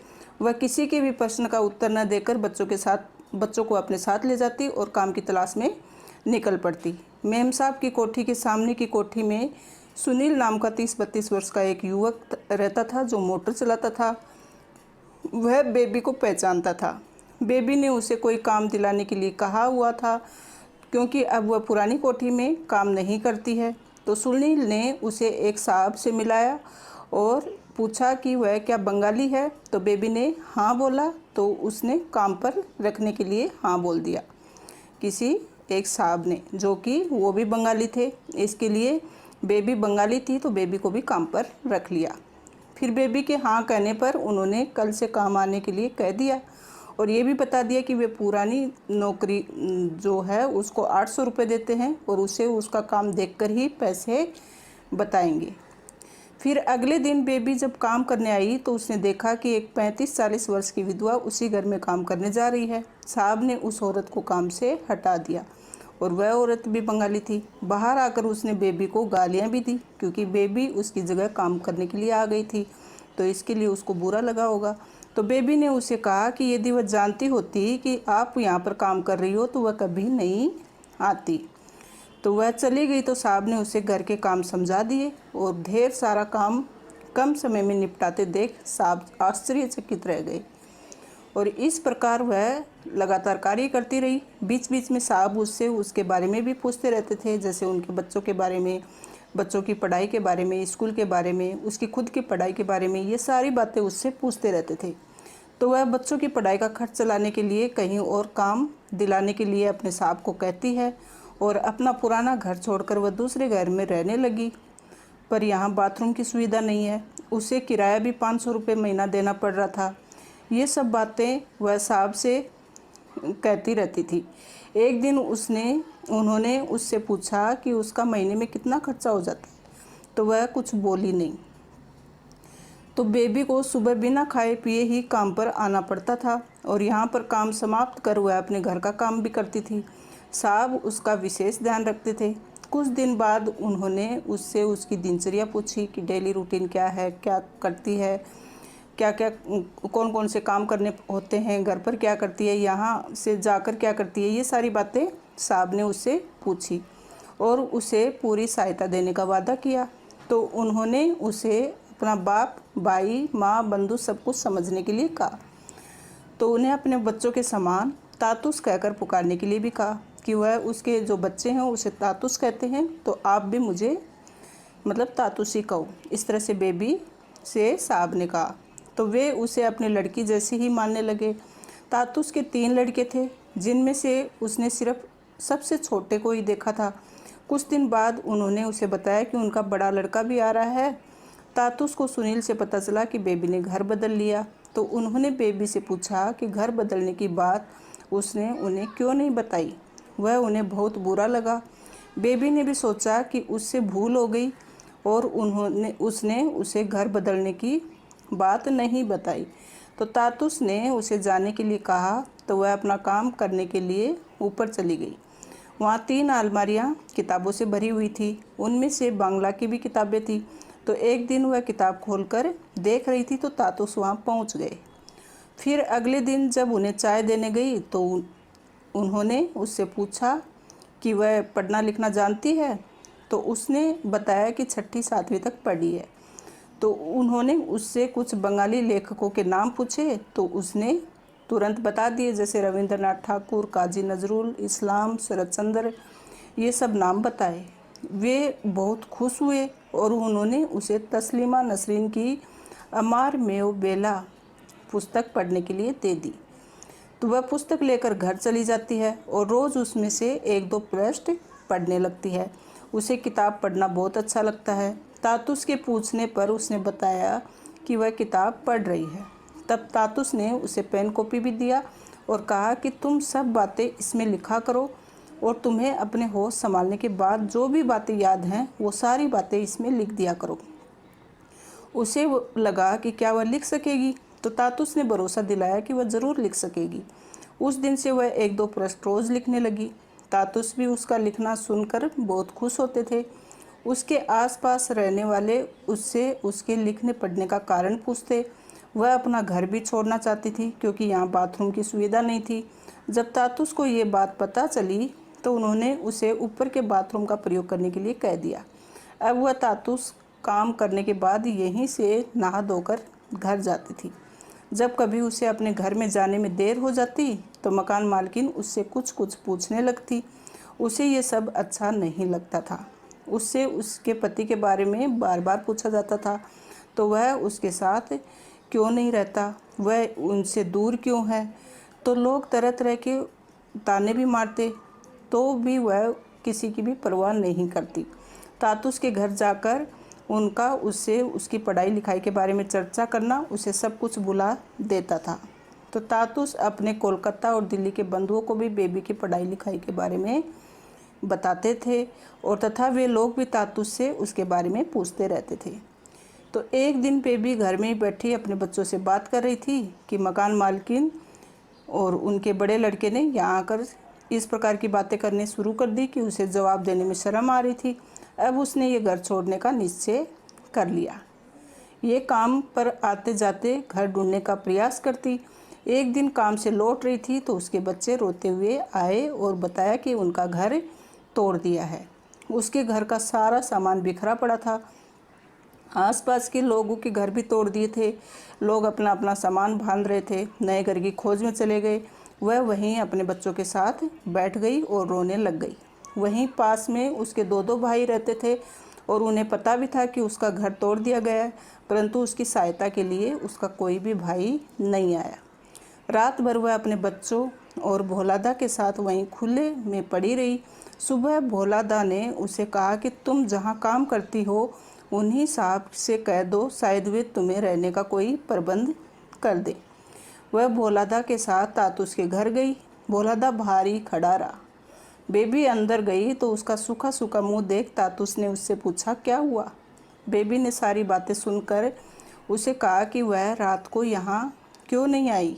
उन्होंने बेबी को छत पर एक कमरा खाली करके रहने के लिए दे दिया। तातुस ने उसे कहा कि पहले तुम सब जो खाना बनाना जानती हो वही रात में खाना पड़ता था, अब तो दोनों समय गरम गरम खाना मिल सकेगा। तो मतलब उनके साहब ने कहा कि पहले तो तुम सुबह जो खाना बना के आती थी वही तुम रात को भी खाती थी और अब तुम दोनों समय यहाँ पर गरम गरम बनाकर खा सकती हो। अब बेबी घर का खाना बनाना आदि कार्य बिना किसी के कहे ही अच्छी तरह से करने लगी। तातुस उसे सारा दिन काम में लगे देख कभी कभी उनके पास बैठकर बातें करने के लिए कहते और उससे उसके बच्चों के बारे में भी पूछते। वे उसे उसके बच्चों के लिए रोज़ आधा लीटर दूध देने लगे थे। वे उसे एक नौकरी नहीं बल्कि अपनी लड़की जैसी मान रहे थे और उसके बच्चों के बीमार होने पर डॉक्टर से इलाज भी कराते थे। उसे इस घर में खाने पीने पहनने आदि किसी चीज़ का अभाव नहीं था। उसे लगता था कि वह इस घर और इतने अच्छे लोग मिलेंगे भी कहाँ, ऐसे लोग और ऐसा घर कहाँ मिलेगा। 2 महीने से उसे अपने बड़े लड़के का कोई समाचार नहीं मिला, जिस कारण वह कभी कभी उदास हो जाती थी। तातुस ने एक दिन उससे उसके बड़े लड़के के बारे में पूछा तो वह बता नहीं सकी कि वह कहाँ है। तब तातुस ने खोजबीन करके एक दिन उसके बड़े लड़के से टेलीफोन पर बात करा दी। बाद में तातुस ने उसे उस घर में ले आए जहाँ उसका बड़ा लड़का काम कर रहा था। वह उसे अपने पास रखना चाहती थी, पर तातुस उसे फ़ोन पर अपने लड़के से बात करने के लिए कह देते थे। काली पूजा के दिनों में तातुस ने बेबी को कहा कि वह इन दिनों कुछ दिनों के लिए अपने बड़े लड़के को यहाँ ले आए। ये सुनकर बेबी बहुत खुश हुई। तातुस ने बेबी के बड़े लड़के को एक ऐसे घर में काम दिलाने का आश्वासन दिया जहाँ उसकी पढ़ाई लिखाई भी हो सके। बेबी को 3 बच्चों और अपना बोझ तातुस पर डालना अच्छा नहीं लगता था। वह खाना हिसाब से बनाने लगी, पर तातुस उसे अपने सामने ही खाना खाने के लिए कहने लगे। वे ठसे महीने के पैसे भी मजदूरी समझकर नहीं बल्कि जेब खर्च के रूप में देते थे। तातुस के छोटे लड़के अर्जुन के 2 बंधु सुखदीप और रमन भी वहाँ रहने लगे। वे भी बेबी का पूरा ध्यान रखते थे, तब अपनी आवश्यकताओं के बारे में उसे बता देते थे। रमन ने तो बेबी को खाने की अनेक चीज़ें बनाना भी सिखा दिया। वह अपने बच्चों की पढ़ाई लिखाई पर ध्यान देने के लिए भी कहता था। रमन और सुखदीप काम पर जाने लगे तो बेबी के बड़े लड़के को भी तातुस ने काम दिलवा दिया। बेबी का छोटा लड़का और लड़की सरकारी स्कूल में पढ़ने जाने लगे। वह शाम को बंदी के साथ पार्क में जाने लगी। वहाँ उसकी भेंट 20-22 वर्ष की बंगाली लड़की सुनीति से हो जाती है, जो एक बच्ची को वहाँ घुमाने लाती थी। सुनीति ने बचपन में ही अपने माँ बाप को खो दिया था। उसके मामा और नानी ने उसे पाल पोस कर बड़ा किया था। कुछ दिन बाद सुनीति अपने घर चली गई। अब पार्क में बेबी का मन नहीं लगता था। उसने वहाँ जाना छोड़ दिया और पढ़ने लिखने में समय बिताने लगी। उसने अब तक जो कुछ लिखा था उसकी फ़ोटोकॉपी तातुस ने अपने एक मित्र को कोलकाता भेज दी। एक दिन तातुस ने बेबी से कहा कि उसका पत्र कोलकाता से आया है, जिसे उनके एक मित्र ने उसे भेजा है। तातुस ने उसे वह पत्र पढ़कर सुनाया, जिसमें उन्होंने बेबी के लेखन की प्रशंसा की थी तथा उसकी रचना की किसी पत्रिका में छपवाने की बात भी की। उन्होंने उसे निरंतर लिखते रहने की प्रेरणा भी दी। चिट्ठी सुनकर वह हैरान रह गई कि आपने ऐसा क्या लिखा जो उन लोगों को इतना पसंद आया। जब उसने ये बात तातुस से पूछी तो उन्होंने उसे समझाया कि वह इन सब की चिंता छोड़कर अपना लिखने पढ़ने का काम करती रहेगी तो उसे अपने आप ही समझ जाएगी। ये उनकी बात अनसुनी करके घर के लोगों के खाने पीने की व्यवस्था में भी अधिक ध्यान देती थी। एक दिन वह खाना बनाकर प्लेट को उल्टा रखकर लिखने पढ़ने में लग गई। इसी बीच रमन दा ने आकर उल्टी प्लेट में ही खाना डालकर खाना खाने लगा तो सब्जी की तरी नीचे गिरने लगी। जब उसे इसका कारण समझ में आया तो वह ज़ोर ज़ोर से हंसने लगा, और जब बेबी ने उसकी हंसी का कारण पूछा तो वह भी अपनी हंसी न रोक सकी। तातुस को जाकर बताया कि जोर की भूख लगी होने पर कैसे रमनदा उल्टी प्लेट में ही खाना खा रहे हैं। ये सुनकर तातुस भी हंसने लगे। तब तातुस ने उसे याद दिलाया कि उनके बंधु के आए हुए पत्र का उत्तर उसने ही देना है।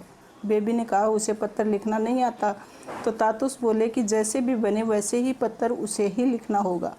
बेबी सोच में पड़ गई, क्योंकि उसने कभी किसी को पत्र नहीं लिखा था।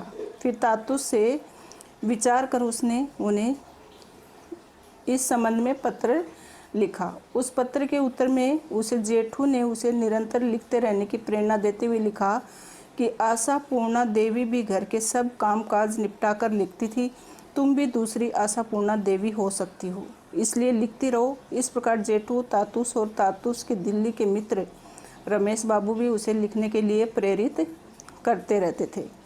तातुस उसके लिखे हुए फ़ोन पर भी उन्हें सुनाते थे। लिखे हुए जो पत्र रहते थे वो फ़ोन पर भी सुनाते थे। उनके मित्र ने बेबी के लेखन को एनी फ्रैंक की डायरी के समान बहुत अच्छा बताया। जब बेबी ने तातुस से एनिक के संबंध में पूछा तो उन्होंने एक पत्रिका से उसकी डायरी के कुछ अंश पढ़कर बेबी को सुनाए, तो उसे बहुत अच्छा लगा। इस तरह से देखा आपने कि मतलब वह पत्र लिखने लगी थी और अपनी रचनाएं वहाँ भेजने लगी थी। उसका जो भी लिखा हुआ था वो सब पत्रिका में छपने लगा था। और साथ ही साथ उसने पूछा कि एन फ्रैंक कौन है, तो उसकी जब डायरी के कुछ अंश पढ़कर बेबी को सुनाए तो उसे बहुत अच्छे लगे और उसको प्रेरणा मिली कि मुझे भी इस तरह से लिखना चाहिए। तो कोलकाता में किसी विद्यालय में पढ़ाने वाली शर्मिला दी भी बेबी के लेखन से प्रभावित हो उसे लिखते रहने के लिए प्रेरित करती रहती थी। उनके पत्रों से बेबी को बहुत स्नेह मिलता था। वे उसकी ही आयु की थी। उसने उन्हें देखा नहीं था, परंतु उसकी इच्छा होती थी कि उनसे मिले। एक दिन वह एक अलमारी की चीज़ें पोंछ रही थी तो उसे वहाँ एक फ़ोटो एल्बम दिखाई दिया, जिसमें अर्जुनदा और उनके बंधुओं के चित्र थे।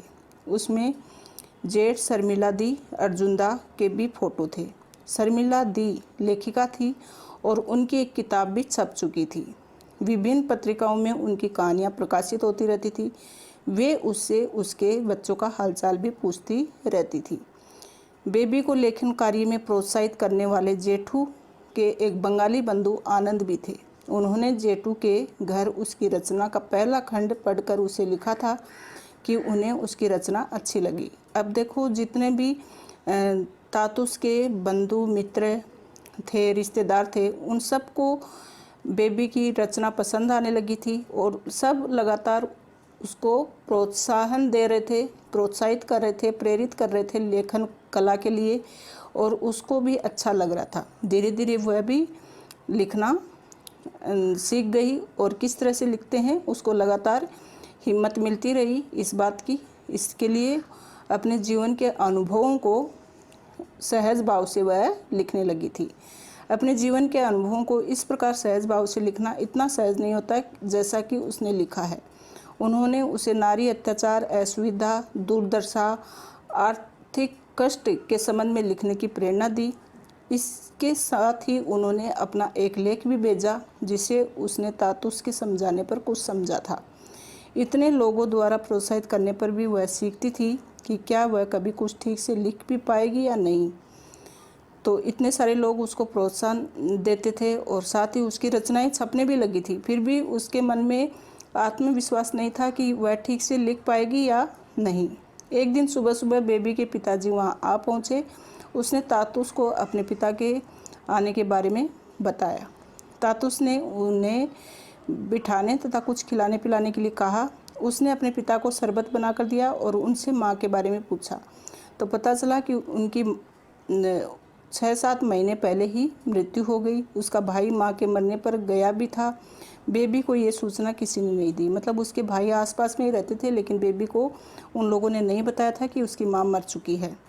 ये कुछ देर माँ को याद कर सिसक सिसक कर रोती रही। इस बीच वह अपने भाइयों से मिलने भी गई, पर फिर भी किसी ने भी माँ की मृत्यु के बारे में नहीं बताया। उसके पिता भी माँ की मृत्यु पर नहीं गए थे। उसके भाई ने माँ का क्रियाक्रम किया था। बाबा ने बेबी के बड़े लड़के को देखने की इच्छा व्यक्त की तो वह उन्हें उससे मिलाने ले गई। उसे देखकर बाबा खुश हुए और बेबी से कहा कि एक दिन तेरा बेटा तुझे सुख देगा। बाबा जब जाने लगे तो तातुस ने उनसे कहा कि वे बेबी की ओर से निश्चित रहें। ये भी बेबी को वहाँ खूब अच्छी तरह रहना देख संतुष्ट थे। बाबा चले गए, परंतु बीच बीच में फ़ोन कर बेबी की खोज खबर लेते रहते। उन्हें बेबी के लिखने पढ़ने का भी पता चल गया था। वे उसे अपने पास भी बुलाते थे। बाबा के जाने के कई दिन बाद उसे अपनी माँ की याद आती रही। बाबा के गिरते हुए स्वास्थ्य की भी चिंता लगी रही। उधर जेठ और शर्मिला दी के कई पत्र भी आ गए थे। उनका उसने जवाब भी देना था। वह उन पत्रों का उत्तर देने के लिए फिर से पढ़ने बैठ गई। जेठू के पत्रों में उसका शब्दकोश की सहायता लेना ठीक कहा गया। उन्होंने उसे उस भूलों से घबरा कर लिखना बंद करने से मना किया। वे चाहते हैं कि नववर्ष में वह खूब लिखे और मलेश्वरी की तरह मोटी हो जाए। वे उसे ठसे आनंद का लेख भी भेजते हैं। उसकी लिखावट से अब उन्हें कोई कष्ट नहीं होता। वे उसे बार बार शाबाश देते हैं और भूलों की चिंता किए बिना लिखते रहने के लिए कहते हैं। तो उससे भूल हो जाती थी कुछ कुछ, फिर भी वो लोग कहते थे कि ये सब की चिंता मत रखो, भूल होती रहती हैं, अपने आप सुधरती जाएंगी, आप लिखती रहो। तो वे इस तातुस के इस कथन का समर्थन करते हैं कि भूल होती है तो हो, फिर भी लिखो। ये सब पढ़कर बेबी की इच्छा होती कि वह लिखती ही रहे। शर्मिला दी के पत्र हिंदी में लिखे होते थे। उनके पत्र ऐसे होते थे कि जैसे वे अपनी किसी सखी को लिख रही हूँ। उनमें लिखा होता कि बेबी, जो हमें अच्छे नहीं लगते उन्हें भी माफ़ किया जा सकता है और शायद वैसा करना ही ठीक है। यदि तुम यहाँ आओ तो हम दोनों खूब सजेंगे। तुम मेरे लिए सजना, मैं तुम्हारे लिए सजूंगी। हम दोनों एक दूसरे मिलकर जी भरकर हंसेंगे। जब तुम्हारा लिखा हुआ पत्र पढ़कर कोई तुम्हारी प्रशंसा करता है तो तुम्हें कैसा लगता है? क्या तुम्हें ऐसा नहीं लगता कि इतने कष्ट में बीता हुआ तुम्हारा जीवन लिखना शुरू करने के बाद से इतना सुंदर कैसे हो गया? बेबी को ये बात बहुत मज़ेदार लगी कि शर्मिला दी ने उसके सजने दजने के बारे में पूछा, या क्योंकि उसे सजना दजना तो कभी भी अच्छा नहीं लगा। यह तो बचपन से ही वह सब पसंद नहीं करती थी। शादी के बाद इन सब चीज़ों का उसे शौक़ नहीं था। वह अधिकतर जैसे तैसे कंघी कर मांग में सिंदूर लगा लेती थी तथा साड़ी के स्थान पर सलवार सूट ही अधिक पहनती थी। तो बेचारी की परिस्थिति ऐसी थी कि कभी सजना दजना उसको जमता ही नहीं था। वह नहीं सजती थी, बस सीधे सीधे कंघी कर लेती, मांग में सिंदूर लगा लेती और साड़ी भी नहीं पहनती थी, सलवार सूट ही अधिक पहनती थी। तो जब शर्मिला दी ने कहा कि जब तुम हमें मिलोगी तो हम तुम्हारे लिए सजेंगे, तुम हमारे लिए सजना, तो उसको ये बात बहुत मज़ेदार लगी। तातुस के घर आकर वह इन सब तुच्छ बातों से बच गई थी। वह साड़ी क्यों नहीं पहनती, सजती धजती क्यों नहीं, तथा उसका पति उसके साथ क्यों नहीं रहता, ये सब बेकार की बातें जो भी उसके साथ होती थी, तो इन सब से उसको छुटकारा मिल गया था, क्योंकि तातुस के घर में रहने लगी थी और तातुस उसे बहुत स्नेह देते थे। तातुस के लड़के विदेश से लौटने पर उसके लिए कुछ न कुछ अवश्य लाते थे। अर्जुन दा की माँ भी उसे कुछ न कुछ ज़रूर देती थी। वह सोचती थी कि इन लोगों का इतना प्यार वह संभाल भी नहीं पाएगी।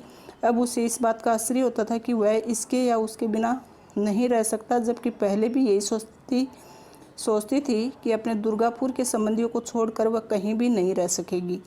उसे लगता था कि ये सब कहने की बातें हैं। वह भी अपने बंधुओं के बिना कुछ दिन उदास रही थी, फिर धीरे धीरे सब ठीक हो गया। तातुस के यहाँ रहते हुए बच्चों के पालने पोसने में वह इतनी मगन हो गई कि अब वह चाहती है कि उन संबंधियों में से कोई उससे मिलने भी ना आए। तो उसके जो सगे थे उनसे तो वह मिलना भी नहीं चाहती थी, क्योंकि तातुस ने इतना उसको स्नेह दिया था कि उनसे मिलना भी उसको अच्छा नहीं लगता था। तातुस के घर में ही उसको खुशी मिलती थी। उसके बच्चे ठीक से पढ़ लिख रहे हैं, उनके रहने बोलने व्यवहार का ढंग बदल गया है। एक दिन उसकी लड़की ने उससे कोई कविता सुनाने के लिए कहा तो उसने जो कुछ मन में आया 2-4 पंक्तियाँ सुना दी। वह उन पंक्तियों को सुनकर हंस पड़ी और बोली, इतनी बड़ी माँ और स्कूल की कविता सुनाती है। उसे लगा कि यदि उसके बच्चों ने उसके हाथ में अखबार देख लिया तो और अधिक हंसेंगे, क्योंकि उन्होंने अपनी माँ को अखबार पढ़ते कभी नहीं देखा था। तो देखो, अपने बच्चों से भी छुपाती थी इस बात को कि वह अखबार पढ़ती है और अखबार में उसकी कविताएं भी छपती हैं। ये तो बच्चों को पता तक भी नहीं था। तातुस की यहाँ रहती हुई बेबी रोज़ सवेरे अखबार देखती थी। अंग्रेजी न जानने पर भी तस्वीरें देखकर उसके बारे में वह तातुस से पूछती थी। तातुस उसे उन तस्वीरों के नीचे लिखे अक्षरों को पढ़ने के लिए कहते। वह एक एक अक्षर बोलती जाती और तातुस पूरे शब्द का उच्चारण कर उसका अर्थ उसे समझा देते। इसके बाद वह बच्चों को स्कूल भेजने, अर्जुनदाल के लिए भोजन बनाने आदि कामों में जुट जाती। उसे कुछ अच्छा बनाकर हमेशा अच्छा लगता था। अब उसे उपन्यास, कहानी, कविता पढ़ना और अखबार देखना भी अच्छा लगने लगा था। तातुस जब अखबार में से उसे कुछ बताते तो उसे वह सब बिल्कुल नया लगता, इसलिए वह रोज़ सवेरे अखबार के आने की प्रतीक्षा करती। और एक दिन सुबह उठने में उसे कुछ देर हो गई।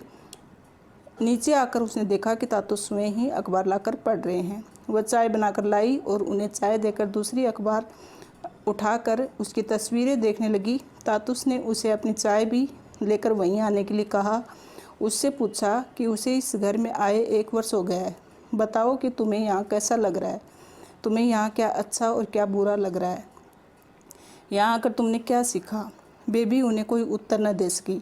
वह खिड़की के पास जाकर आकाश की ओर देखने लगी। उसे अपनी माँ की याद आ गई और उसकी माँ चाहती थी कि उसके बच्चे पढ़ लिख कर अच्छे मनुष्य बने। ये सब हो न सका। उसे लगा कि उसकी माँ आज होती तो कितनी खुश होती कि उसकी बेबी पढ़ लिख रही है, कि मतलब उसकी माँ की इच्छा थी कि बेबी पढ़ ले, उसके सभी बच्चे पढ़ ले लिख लें, लेकिन उसके जीते ये इच्छा पूरी नहीं हो सकी। और आज जब बेबी को पढ़ना लिखना आ गया तो आज उसकी माँ नहीं है। तो ये बात सोचकर वह उदास हो गई थी।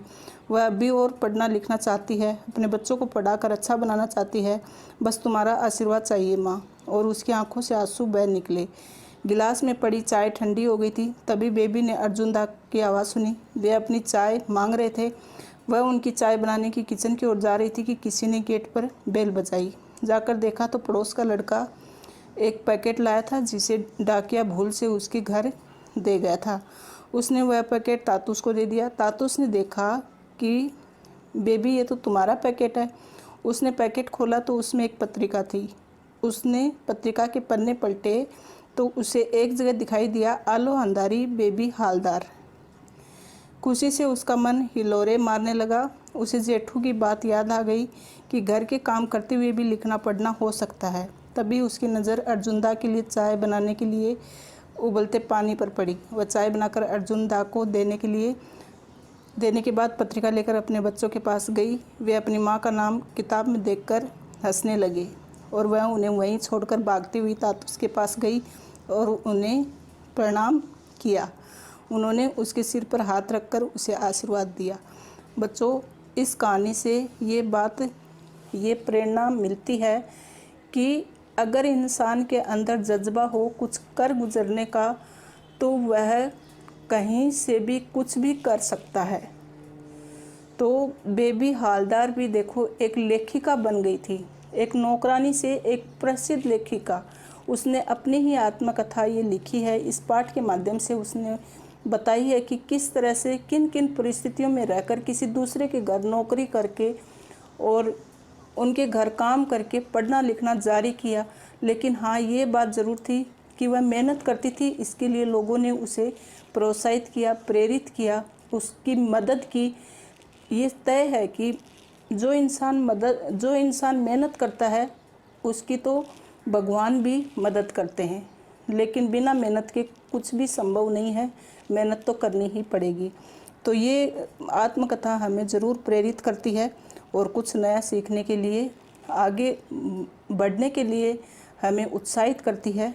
मुझे ये आत्मकथा बहुत पसंद आई। भारतीय कलाएं। बच्चों, हम आसपास के परिवेश में देखते हैं कि हमें भिन्न भिन्न कलाएं देखने को मिलती हैं। जैसे कोई नृत्य कला में निपुण है, तो कोई संगीत में निपुण है, कहीं पे हमें पेंटिंग्स दिखती हैं, मतलब चित्रकला में भी कुछ लोग निपुण हैं। तो अलग अलग की कलाएं हम देखते हैं। इन कलाओं का प्राचीन स्वरूप कैसा था, वर्तमान में कितनी विकसित हुई, और वर्तमान में समाज के साथ इन कलाओं का संबंध कैसा रहा, इन कलाओं से हमें क्या प्राप्त होता है, और कलाओं के साथ हमारा संबंध कहाँ तक है, हमारी भावनाएं किस तरह से जुड़ी रहती हैं, ये सब चर्चाएं आज हम इस पाठ के माध्यम से करने वाले हैं कि चित्रकला की शुरुआती प्रगति कैसी थी, बाद में उसका स्वरूप किस तरह से बदला, वैसे ही नृत्य कला, ऐसे ही संगीत कला। तो चलिए शुरू करते हैं आज का ये पाठ, भारतीय कलाएं। कलाओं की अपनी भाषा होती है। जैसे हम अपने आसपास के परिवेश परिवेश मतलब वातावरण, प्रकृति या भावों और विचारों को भाषा में व्यक्त करते हैं, वैसे ही चित्रकारी, संगीत या नृत्य के माध्यम से भी हम अपने आसपास और प्रकृति को अभिव्यक्त करते हैं। तो देखो, आसपास के वातावरण को कलाओं के माध्यम से कैसे अभिव्यक्त करेंगे? या तो हम बोलकर अभिव्यक्त करते हैं या लिखकर हम अभिव्यक्त करते हैं कोई चीज़ को। तो अगर हमें मतलब चित्रकला में महारत हासिल है, तो हम प्रकृति से संबंधित चित्र बनाकर, या फिर समाज में फैली कुरीतियों से संबंधित बनाकर, या फिर कोई महत्वपूर्ण घटना है उसको दिखाकर, पर्यावरण से संबंधित बनाकर, वो चित्रों के माध्यम से हम अपनी अभिव्यक्ति करते हैं, और उन चित्रों के माध्यम से हम कुछ न कुछ प्रेरणा देने की प्रयास करते हैं। तो चित्रकारी, संगीत, नृत्य, इन सब के माध्यम से हम प्रकृति की अभिव्यक्ति करते हैं। हम जो कुछ देखते सुनते हैं उसे किसी न किसी रूप में और नए नए तरीके से कहना या अभिव्यक्त करना चाहते हैं। तो जो कुछ भी हमें मतलब कहना है, तो एक चित्रकार क्या करता है? चित्रकार एक भाषण देकर अपनी बात नहीं अभिव्यक्त करता है। चित्रकार के दिमाग में जैसे ही कोई बात नहीं आई, नया उसने कोई दृश्य देखा, नई उसको कोई प्रेरणा मिली, तो उसने तुरंत एक चित्र उकेर दिया और उस पेंटिंग्स के माध्यम से ही वह समाज को प्रेरित करता है। चिड़िया की चहचहाट को गायक स्वरों में सजाता है, तो नर्तक मन के भावों को विभिन्न मुद्राओं में सजाता है। कभी चित्रों में, तो कभी गीतों में, कभी नृत्य में, तो कभी संगीत में। ये कहने सुनने की परंपरा सदियों से चली आ रही है। तो जो बात हम बोलकर कहते हैं, कई लोग उसको अपने चित्रों, संगीत और नृत्य के माध्यम से भी समझा देते हैं, और उनके अंदर वो भाव बहुत गहरा छिपा हुआ होता है। तो आज भी नए नए तरीकों में लगातार जारी है इस तरह से कहने सुनने की परंपरा। हमारा देश भारत उत्सव धर्मी मतलब अनेक तरह के उत्सव मनाए जाते हैं। इसलिए भारत को कहा गया है ना कि भारत एकता में अनेकता और अनेकता में एकता की विशेषता रखता है। विविधता हमारी पहचान है, मतलब भिन्न भिन्न तरीके के उत्सव मनाए जाते हैं, विभिन्न संस्कृतियाँ और त्यौहार, उनके साथ साथ विभिन्न कलाएं भी हैं जो हमें अनूठी पहचान दिलाती हैं। और आपने देखा होगा कि भारत के अलग अलग राज्यों में अपनी अलग अलग विशिष्ट कलाएं हैं। ये भी देखा होगा कि इन कलाओं को त्योहारों, उत्सवों से अलग नहीं किया जा सकता। ये कलाएं जन्मोत्सव से लेकर शादी, ब्याह, पूजा तथा खेतीबाड़ी से जुड़ी हुई होती है ना। तो जन्म के अवसर पर अलग अलग राज्यों में, अलग अलग क्षेत्रों में मतलब सांस्कृतिक कार्यक्रम जो होते हैं वो अलग अलग होते हैं। वैसे ही शादी ब्याह हर समाज का रिवाज, परंपरा अलग है। और इसी तरह से कोई पूजा पाठ है, साउथ इंडियन अलग ढंग से करेंगे, मराठी लोग अलग ढंग से करेंगे, अपने राजस्थानी लोग अलग ढंग से करेंगे, हरियाणा के लोग अलग ढंग से करेंगे। तो सब चीज़ों को करने का तरीका अलग अलग है। इसलिए कहा जाता है कि भारत में विभिन्नताएं बहुत हैं। मनुष्य के जीवन से जुड़ी होने के कारण ही भारत की ये विशिष्ट कलाएं विरासत के प्रति हमें उत्साह और विश्वास में भर देती हैं। क्या आपको नहीं लगता कि पर्वों, त्योहारों या फिर फसलों से कलाओं का जुड़ाव ही एक और इसे केवल मनोरंजन या अलंकरण होने से बचाता है, तो दूसरी ओर यही पहलू प्राचीन परंपराओं की सतत निरंतरता को बनाए रखता है। तो ये जो हम फसलों से संबंधित या त्योहारों से संबंधित जो भी कलाएं दिखाते हैं हमारे कलाकार, वो कहीं ना कहीं हमारी जो परंपराएं हैं, रीति रिवाज हैं, संस्कार हैं, उनको बनाए रखने का भी एक प्रयास है। वास्तव में यही अतीत और वर्तमान के बीच जुड़ी एक कड़ी है। तो पहले की चीज़ों को आज भी दिखाना, ये एक तरह से वर्तमान और अतीत मतलब पुरानी और अभी आधुनिक समय की बातों को एक साथ जोड़ने का काम है। अगर हम आज पीछे मुड़कर देखें तो पाएंगे कि जनजाति और लोक कला शैलियों के सभी रूपों में एक व्यवस्था भी दिखाई पड़ती है, जो आगे चलकर शास्त्रीय कलाओं का आधार बनी। एक बात ध्यान देने की है कि शुरुआती दौर में सभी कलाओं का संबंध लोक या समूह से ही था। बाद में चलकर जब इनका संबंध व्यवसाय से जुड़ा तो व्यक्ति केंद्रित होती चली गई। तो देखो, पहले जो भी कलाएं थी वो लोक कला कहलाती थी, मतलब समूह में होती थी। लेकिन आगे जाकर इस कला को ही लोगों ने व्यवसाय बना लिया, बिजनेस बना लिया। आप देखते हो ना, जगह जगह संगीत की कोचिंग क्लास आपको मिलेगी, डांस सिखाने की आपको क्लास मिल जाएगी, पेंटिंग सिखाने की आपको क्लास मिल जाएगी, और लोग पेंटिंग्स बनाकर बेचने भी लग गए हैं, है ना। तो इस तरह से एक बिजनेस बन गया ये। तो ये व्यक्ति केंद्रित हो गई, लोगों की अपनी एक कला हो गई ये, और उनका नाम बिकने लगा। मध्यकाल तक आते आते साहित्य, चित्र, संगीत, नृत्य कलाएं राजाओं और विभिन्न शासकों के संरक्षण में चली गई और धीरे धीरे शास्त्रीय नियमों में बंधी। वे कलाकारों को अपनी अभिरुचियों के अनुरूप कलाओं को सुव्यवस्थित और परिष्कृत करने के लिए प्रोत्साहित भी करते थे। तो मतलब जो कलाकार थे वो राजा महाराजाओं के संरक्षण में कार्य करना शुरू कर दिए मध्यकाल में। पहले तो क्या होता था कि अपनी पसंद के अनुसार लोग ऐसे ही अपनी कला दिखाते थे। लेकिन बाद में आपने सुना होगा कि मध्यकाल में मतलब जो मुगल थे, तो मुगलों के समय अनेक मतलब जैसे ये थे, कौन, गुप्त काल में भी और अकबर के काल में भी। तो अकबर ने भी अपने दरबार में कलाकारियों को कलाकार जो थे उनको संरक्षण दे रखा था। फिर गुप्त काल में चंद्र गुप्त द्वितीय जो विक्रमादित्य था, उनके भी दरबारी कवि होते थे, तो उन्होंने भी अपने दरबार में कलाकारों को संरक्षण दे रखा था। तो वो राजा को प्रसन्न करने के लिए अपनी कलाओं का बढ़ा चढ़ाकर वर्णन करते थे, और राजा भी अपने अनुसार उनसे कला करवाते थे, उनको प्रोत्साहित करते थे। इस तरह मंदिरों और महलों में विकसित होती हुई ये कलाएं शास्त्रीय स्वरूप ग्रहण करती गई। गुप्त साम्राज्य में तो प्रकाष्ठा पर पहुंच गई। तो गुप्त साम्राज्य में तो कला और संस्कृति के कारण गुप्त काल को स्वर्ण काल की संज्ञा दी जाती है, कि उस समय तो मतलब कला का इतना, स्थापत्य कला, चित्रकला, सबका इतना ज़्यादा विकास हुआ कि उसको, उस काल को ही पूरा कला और संस्कृति का स्वर्ण काल कहा जाने लगा। भरत मुनि के नाट्य शास्त्र में इनका शास्त्रीय स्वरूप बना, जो कला के लिए अब तक का प्राप्त सबसे महत्वपूर्ण। तो ये इस तरह से हमने कला के बारे में जानकारी ली। अभी पहला है चित्रकला। चित्रकला प्राचीन काल से ही हमारे जीवन का अभिन्न अंग रहा है। जब हमारे पास भाषा नहीं थी तब भी चित्रकारी थी, यही अभिव्यक्ति का माध्यम थी। तो जब लोग बोलना नहीं, मतलब बोलने से हिचकते थे, अपनी बातें दूसरों के समक्ष नहीं रख पाते थे, तब क्या होता था, तब लोग चित्र बनाते थे और चित्रों के माध्यम से कोई न कोई संदेश देने का प्रयास करते थे। तो प्रागैतिहासिक समय में अपने वातावरण, रहन सहन, भावों और विचारों को मनुष्य ने चित्रों के माध्यम से ही व्यक्त किया। सबसे प्राचीन चित्रों के नमूने शैल चित्रों को ही माना जाता है। वे चट्टानों पर प्राकृतिक रंगों से बने हुए चित्र हैं। ये गुफाओं में मिलते हैं।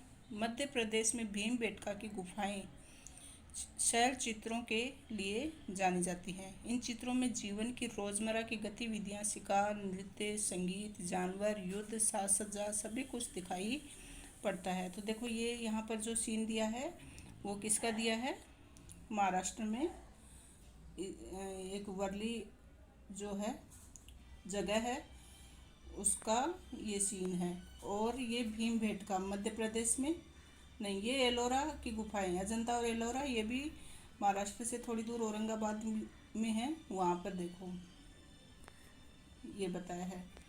फिर मध्य प्रदेश की भीमबेटका की गुफाएं में भी शैल चित्र बने हुए हैं और उन चित्रों में क्या दिखाया गया है, शिकार, नृत्य, संगीत, जानवर, युद्ध, साज सज्जा सभी कुछ से दिखाए गए हैं।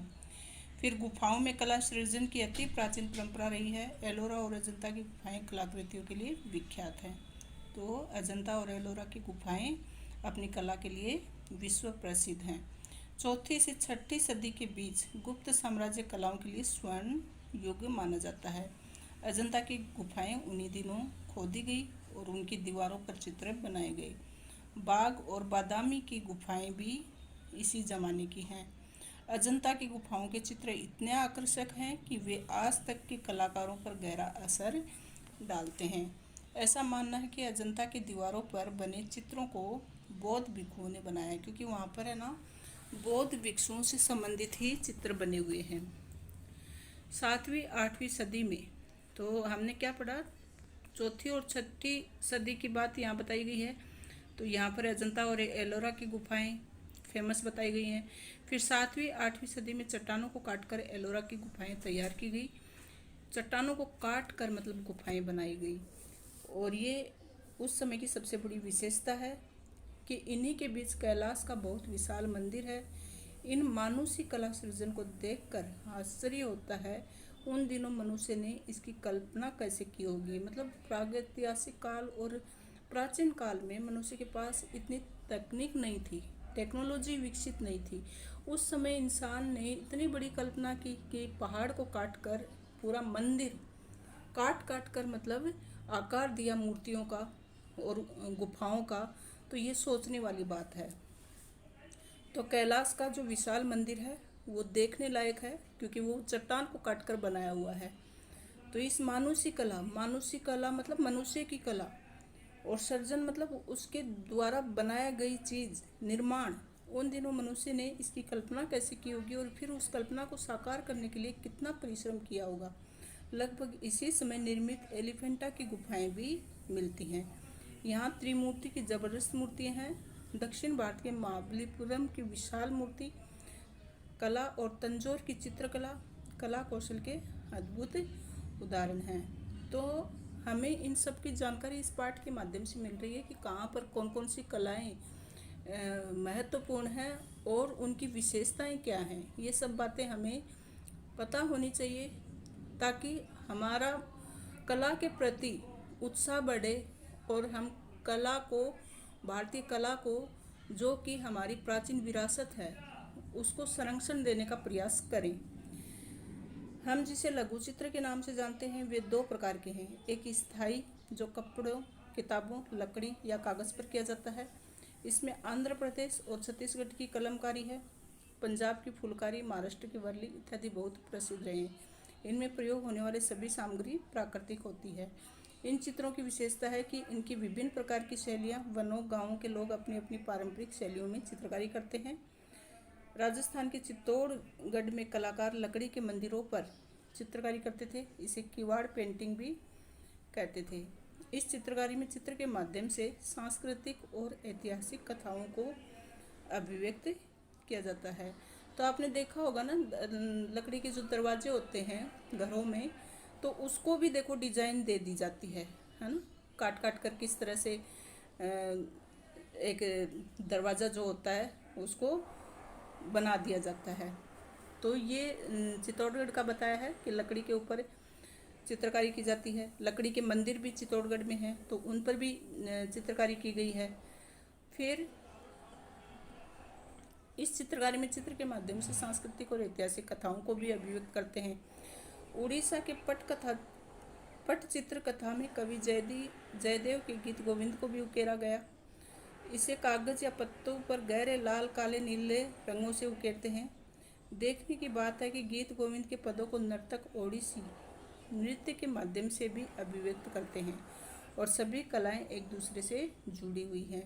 तो जो जयदेव का गीत गोविंद है उसकी जो कथा है उसको भी चित्रों के माध्यम से उकेर कर बनाई गई है। मिथिला की चित्रकारी में मधुबनी चित्रकला भी बहुत महत्वपूर्ण है। आज भी कलाकार अपनी इस कला को जिंदा रखे हुए हैं। आज के राष्ट्रीय और अंतर्राष्ट्रीय बाजार में भी इन लघु लोक कलाओं की बहुत मांग है। ये तो हुआ स्थायी कला। अब अस्थायी कला में क्या बताया है? अस्थायी कला में कोबर, एपबन, अल्पना, रंगोली जैसी कलाएं काफ़ी प्रचलित हैं। इन कलाओं का संबंध शादी, त्योहार, उत्सवों से है। इन्हें क्षेत्रीय भाषाओं में अलग अलग नाम से जाना जाता है। तो जैसे मांडना हो गया, है ना, और रंगोली बना ली घरों के आगे, आपने देखी होगी रंगोली। चौक पूरना हो गया, शादी के समय चौक पूरते हैं ना। तो इस तरह से ये सब अस्थायी हैं, जो कि मतलब तुरंत मिट भी जाती हैं।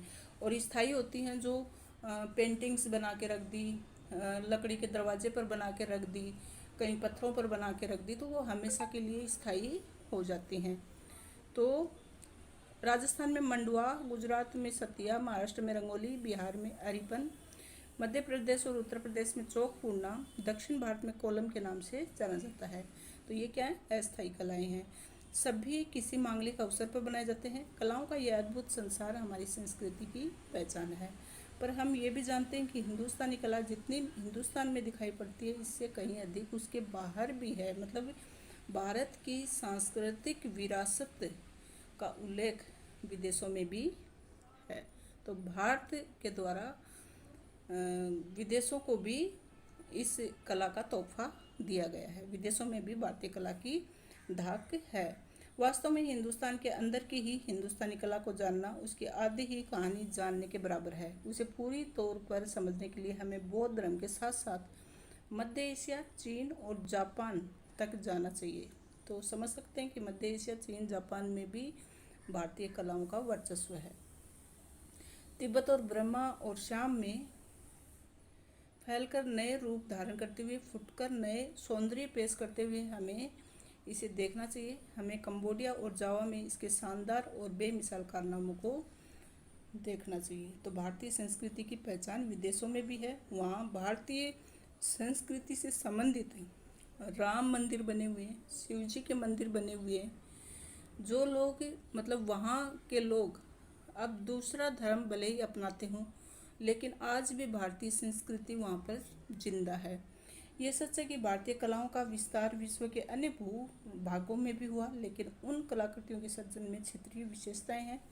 गांधार शैली में बनी बुद्ध की प्रतिमा, तिब्बत की शैली में बनी बुद्ध प्रतिमा में अपनी अपनी क्षेत्रीय पहचान है। चित्रकला हमने पढ़ ली। अब है संगीत कला। तो प्राचीनतम संगीत का वर्णन वैदिक काल में मिलता है। तो वेद जो 4 हैं, ऋग्वेद, यजुर्वेद, सामवेद और अथर्ववेद। तो सामवेद जो है वह संगीत का जनक माना जाता है। तो इसलिए वैदिक काल में संगीत का वर्णन मिलता है। विद्वान लगभग 5000 ईसा पूर्व के समय को वैदिक काल मानते हैं। इस समय में 2 प्रकार के संगीत का उल्लेख है, एक मार्गी, दूसरा देसी। मार्गी संगीत धार्मिक समारोह से जुड़ा है और नियम अनुशासन से बंधा है। देसी लोकों से जुड़ा है, तो वह लोक से जुड़ा है। लोक रुचि के अनुसार ये समूह में गाया जाता है। सामवेद में गाने के जो निर्देश दिए गए हैं, उससे ये पता चलता है कि वैदिक महर्षियों के पूजा और मंत्रोच्चार के तरीके को ही साम कहते थे। हमारे यहाँ आगे चलकर संगीत का जो विकास हुआ, इसकी जानकारी बहुत नहीं मिलती। उसका कारण ये है कि हम भारतीय दस्तावेजीकरण नहीं करते थे। तो दस्तावेजीकरण क्या होता है कि हम कोई चीज़ों का संकलन उस समय नहीं करते थे, तो इसलिए हमें पुराने संगीत के बारे में ज़्यादा जानकारी नहीं मिलती है। उसका मतलब लिखा हुआ कोई स्पष्ट लेख हमारे पास नहीं है। अन्य कलाओं की तरह संगीत का वर्णन भी भरत मुनि के नाट्य शास्त्र में ही सबसे प्रामाणिक ढंग से मिलता है। तो नाट्य शास्त्र से ही पता चलता है कि हम संगीत के मामले में निपुण थे। यह आज के शास्त्रीय संगीत से बहुत अलग नहीं था। अगर आपने वीणा पर दक्षिण भारत संगीतज्ञ को सुना हो तो अंदाज़ा लगा सकते हैं कि आज से 1000 साल पहले का संगीत कैसा रहा होगा और ये उसके कितना करीब था। तो भारतीय संगीत सुर, ताल, राग और काल से संबंध है।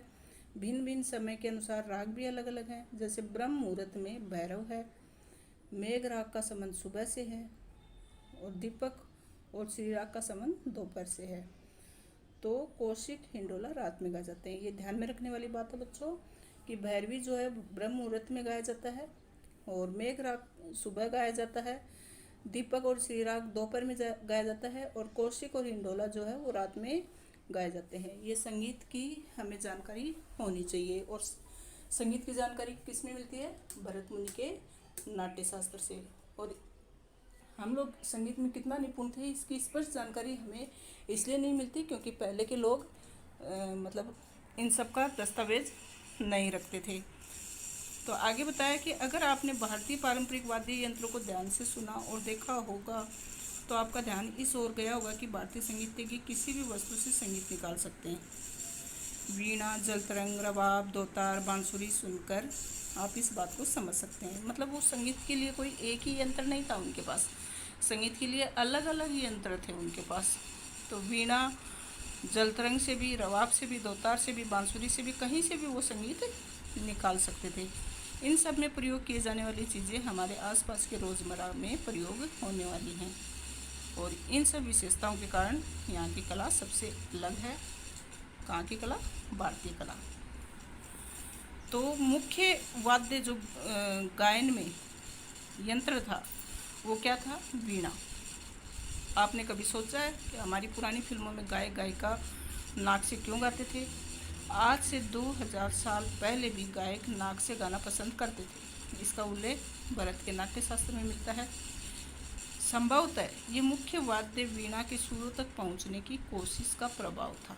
तो मतलब नाक से इसलिए गाते थे कि वीणा की जैसी आवाज़ निकाली जा सके। ध्यान देने की बात है कि ये उत्सव और उल्लास भरा संगीत भी धीरे धीरे नियमों से बंधा और इसका भी शास्त्र लिखा गया और बाद में चलकर एक शास्त्रीय परंपरा शुरू हुई। तो शुरू में तो नाक से गाने की परंपरा रही और नाक से गाने की कोशिश इसलिए की जाती थी कि वीणा के सुरों तक पहुंचने की कोशिश हो सके। फिर धीरे धीरे ये नियमों में बंधा कि इस तरह से उतार चढ़ाव होना चाहिए गाने में। शुरुआत में इस तरह से होना चाहिए, बीच में ऐसे होना चाहिए, है ना। तो हर लाइन पे, हर वर्ड पे इस तरह से जोर देना है। तो संगीत के भी कुछ नियम बने जो शास्त्रों में बाद में लिखे गए और वही शास्त्रीय संगीत कहलाए। संगीत भी लोक से जुड़ा था। इसमें संस्कार गीत, ऋतु गीत खूब मिलते हैं। आपने गिरिजा देवी की आवाज़ में मिर्ज़ापुर की कजरी सुनी होगी। बच्चे के जन्म पर उत्तर प्रदेश का सोहर, विवाह के गीत सुने होंगे। हर एक वस्तु का स्वागत गीतों से किया जाता है ना। तो हम देखते हैं शादी ब्याह में भी समय समय पर अलग अलग प्रकार के गीत गाए जाते हैं। बच्चा पैदा होता है उस समय भी अलग प्रकार के गीत गाए जाते हैं और होली का त्यौहार आता है तब अलग गीत होते हैं। जब बरसात होती है तो बरसात के लिए अलग गीत होते हैं। और भारतीय फिल्मों में तो हर उत्सव और त्यौहार के लिए गाने बनाए गए हैं, हर अवसर के लिए, तो बात बात के लिए गाने हैं। तो इस तरह से संगीत का विस्तार हुआ। तो मध्यकाल तक आते आते अनेक कलाओं की तरह संगीत भी व्यावसायिक हुआ। बाद में ये एक तरह से बिजनेस बन गया संगीत भी। फिर आता है नृत्य कला। भारतीय संगीत की तरह नृत्य में भी कम बदलाव आए। पहले के नर्तक और आज के नर्तक भी भारतीय नृत्य कला के नियमों का पालन करते हैं जिसका आधार है अभिनय। इसका भी मूल शास्त्र भरत मुनि का नाट्य शास्त्र ही रहा। नाट्य शास्त्र में नृत्य और नृत्य दो शब्द मिलते हैं। ये दोनों अभिनय के ही अलग अलग रूप हैं। नृत्य यानी अभिनय, नृत्य यानी अभिनय करना मतलब एक्टिंग करना। इसमें शब्द और भंगिमा महत्वपूर्ण है कि मतलब जो भी डांस करते हैं तो उसमें हाव भाव, एक्शन भी होने चाहिए। तो वो इसमें दी हुई है, किसमें? नृत्य में। और नृत्य में भाव और भंगिमा महत्वपूर्ण है। तो इसमें शब्द और भंगिमा महत्वपूर्ण है, किसमें? नृत्य में। और नृत्य में भाव और भंगिमा महत्वपूर्ण है। तो शब्द के साथ भंगिमा किसमें? नृत्य में। और नृत्य में भाव के साथ भंगिमा दी हुई है। भंगिमा मतलब जो एक तरह से इशारे होते हैं ना, जो भी नाच करते करते, है ना, तो वो सब भंगिमा के अंदर आते हैं। भारत लोक नृत्य से समृद्ध रहा है। हर राज्य के अलग अलग समुदायों की अपनी नृत्य कलाएँ रही हैं जो हमारे रोज़मर्रा के जीवन से जुड़ी हुई हैं। जीवन में जितने अनुष्ठान हैं उन सब से नृत्य कलाओं का भी संबंध है। तो लोक कलाओं से हमेशा भरा पूरा रहा है भारत, और हर राज्य, हर समुदाय की अपनी अपनी नृत्य कलाएं रही हैं, है ना। जैसे उड़ीसा का ओडिसी है, और महाराष्ट्र का लावनी है, राजस्थान का घूमर है, गुजरात का गरबा है। तो इस तरह से अलग अलग स्टेट और समुदाय के अलग अलग नृत्य रहे हैं। खेती से जुड़े समुदाय के जीवन में ऋतुओं का बदलना, फसलों की बुआई कटाई से संबंधित घटनाएं हैं। ऋतु का बदलना उनके पाँव को चंचल कर देता है, वर्षा होती है तो उनके पाँव थिरक उठते हैं। भारत में हर राज्य में यही भाव मिलते हैं। तो फिर कश्मीर में दार्जिलिंग और समूचे हिमालय क्षेत्र में एक और शास्त्र और युद्धों को नृत्य कला का शालीनता से प्रस्तुत करना होता है। तो दूसरी ओर गेहूं की फसल बोने को भी एक उत्सव बना लेते हैं। कहाँ पर? कश्मीर से दार्जिलिंग तक और समूचे हिमालय क्षेत्र में। तो शस्त्र मतलब जो औजार होते हैं युद्ध के लिए, तो युद्ध और शस्त्रों को नृत्य में प्रस्तुत करते हैं वहाँ पर। और सभी लोक नृत्यों में एक गोलाई में नर्तक हाथ में हाथ मिलाए तरह तरह के करतब दिखाते हैं। पंजाब की महिलाएं गिद्धा करती हैं, राजस्थान महिलाएं ओढ़नी से चेहरे को ढककर घूमर करती हैं, गुजरात में डांडियों की सारी गरबा करती हैं, और पुरुष भी डांडिया रास करते हैं। तो गरबा का ही एक और ऊर्जा भरा रूप है। महाराष्ट्र के मछली पालन से जुड़े समुदाय हाथ में हाथ डालकर एक दूसरे के कंधे पर चढ़कर पिरामिड बना लेते हैं। और महाराष्ट्र का लावनी नृत्य अपनी अद्भुत ऐन्द्रिक आकर्षण के लिए प्रसिद्ध है। तो इस तरह से अलग अलग जगह के अलग अलग नृत्य होते हैं, और अलग अलग समय के लिए अलग अलग नृत्य होते हैं। फिर देखो, मैसूर में डोडवा कबीले के लोग बालाकल नृत्य करते हैं, और इनमें रंगीन वेशभूषा के साथ साथ हाथ में तलवारें होती हैं। केरल के कुरुवांजी नृत्य को भरतनाट्यम का प्रेरणा स्रोत माना जाता है। तो ये देखो असम का सीन यहाँ पर दिखाया गया है। लोक नृत्यों में भी निकोबारी अंडमान निकोबार से जुड़ा है। अरुणाचल प्रदेश में निसी, असम का बिहू, आंध्र प्रदेश का कोलम, तो वहीं पंथी और राउत छत्तीसगढ़ तथा झारखंड के लोक नृत्य हैं। तो इस तरह से सब जगह के अलग अलग नृत्य हैं। तो गुजरात का गरबा है, हिमाचल का नागमेन है, बंगाल, उड़ीसा, झारखंड का छाऊ नृत्य कहलाता है। फिर अलग अलग राज्यों के ये नृत्य भिन्न भिन्न नामों से जाने जाते हैं। इनमें एक समानता भी है, ये सभी नृत्य समूह में होते हैं, सभी का संबंध प्रकृति और जीवन से होता है, सभी में स्त्री पुरुष एक साथ नाचते हैं। राज्य की सीमाएं भला कला को कैसे बांध सकती हैं। तो देखो, महाराष्ट्र में क्या गरबा नहीं होता है ना, गुजरात में क्या घूमर नहीं होता।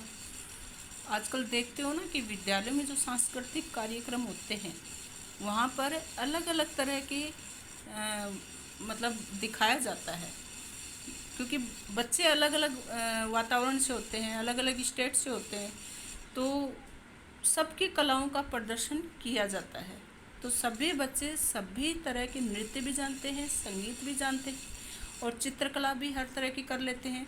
तो ये क्या है, कला को हम एक जगह स्थिर नहीं रख सकते, कला तो एक जगह से दूसरी जगह जाएगी ही जाएगी। तो इस तरह से सभी में स्त्री पुरुष भी एक साथ नृत्य करते हैं, है ना, सभी का संबंध भी प्रकृति से होता है, और सभी ग्रुप में भी डांस करते हैं। तो इस तरह से नृत्यों का संबंध जो है वो विभिन्न धार्मिक अनुष्ठानों से भी है, पर ये किसी एक धर्म में नहीं बल्कि लगभग सभी धर्मों में दिखाई पड़ता है। भारतीय लोग इसी तरह थिरकता हुआ कब शास्त्रों और नियमों में बंधा, ये ठीक ठाक तो नहीं कहा जा सकता, पर इसका भी आधार भरत मुनि का नाट्य शास्त्र ही है। फिर आगे बताते हैं कि भारतीय नृत्य को देखकर कुछ लोग ऐसा सोचते हैं कि ये सिर्फ हाथ और पैर की गति से जुड़ा है। तो ध्यान देने योग्य बात है, भारतीय नृत्य में सभी अंगों की गति लय महत्वपूर्ण है। भारतीय नर्तकों को आँख, भौहों या फिर नासिका के माध्यम से ही खुशी, दुख, क्रोध, विभत्स आदि भावों को अभिव्यक्त करने में महारत हासिल है। मतलब सिर्फ हाथ पैर चलाना ही नहीं, जबकि एक ये कला है कि हम अपने खुशी, दुख और क्रोध और डर को आँखों और भौहों, नाक के माध्यम से किस तरह से अभिव्यक्त कर सकते हैं। ये एक तरह की भारतीयों को महारत हासिल है। इन्हीं भाव भंगिमाओं के जरिए महाभारत और रामायण जैसी कथाओं तक को कह देने की परंपरा नृत्य कला में मिलती है। भारतीय नृत्य का सबसे आकर्षक रूप है हाथों की विभिन्न मुद्राएं। इनके माध्यम से मनुष्य की बाहों से लेकर जानवरों के बाहों तक को दिखाया जा सकता है। इन शास्त्रीय नृत्यों में मुख्य रूप से केरल का कथकली, मोहिनी अट्टम, उत्तर प्रदेश का कथक, आंध्र प्रदेश का कुचिपुड़ी, उड़ीसा का ओडिसी, मणिपुर का मणिपुरी और कर्नाटक, तमिलनाडु का भरतनाट्यम। आप देखते हो ना कि भरतनाट्यम करते हुए किसी को कथकली, तो उनमें हाथ की मुद्राएं मतलब हाथों के बल पर ही वो सारे नृत्य किए जाते हैं। तो आपने ये देख सकते हो मिजोरम का दिखाया हुआ है। तो इसके लिए बहुत प्रैक्टिस की ज़रूरत होती है, और इसलिए ज़्यादातर व्यवसाय भी इसको सीखते हैं ताकि सीखने के बाद अपना व्यवसाय चला सकें। फिर संदर्भ भी आता है कि बाद में चलकर महलों से राजकुमारी और राजकुमार भी नृत्य करते थे, पर सार्वजनिक रूप से नहीं। शास्त्रीय नृत्यों के स्वरूप में बहुत परिवर्तन हुआ। वर्तमान समय में इन्हें देखकर 200-300 साल प्राचीन नृत्य कला से भी इन्हें पूरी तरह नहीं जोड़ा जा सकता।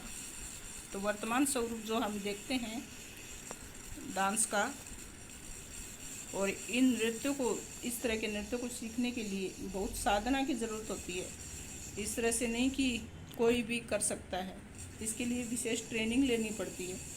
भारतीय कलाएं लोक से शास्त्रीय रूप तक अचानक नहीं पहुंची, वर्षों इनके बीच संवाद होता रहा। आज के मंचों या फिल्मों में जो संगीत या नृत्य मिलता है, उनमें दोनों का मिला जुला रूप अधिक दिखाई पड़ता है। हमारा ध्यान इस पर भी जरूर जाना चाहिए कि हर एक राज्य में सभी कलाओं के बीच एक अंतर संबंध दिखेगा। फिर ध्यान देने योग्य बात यह भी है कि सभी कलाएं धीरे धीरे समूह से व्यक्ति कला का रूप धारण करती गई। इसका कारण निश्चित रूप से व्यवसाय भी रहा। सभी लोक नृत्यों के साथ साथ एक ताल में पैरों का उठना, हाथों का एक दूसरे से जुड़ना अपने आप में भारत की अद्भुत शास्त्रीय और प्रेम भावना के संकेत हैं। तो क्या ध्यान देने की बात है कि सभी कलाएं धीरे धीरे समूह से व्यक्ति कला का रूप धारण करती गई। पहले तो लोग समूह में करते थे, ग्रुप में करते थे डांस, लेकिन अभी ये व्यवसाय हो गया है, ये एक तरह से व्यक्तिगत हो गया। सभी लोक नृत्यों के साथ साथ एक ताल में पैरों का उठना, हाथों का एक दूसरे से जुड़ना अपने आप में भारत की अद्भुत शास्त्रीय और प्रेम भावना के संकेत हैं।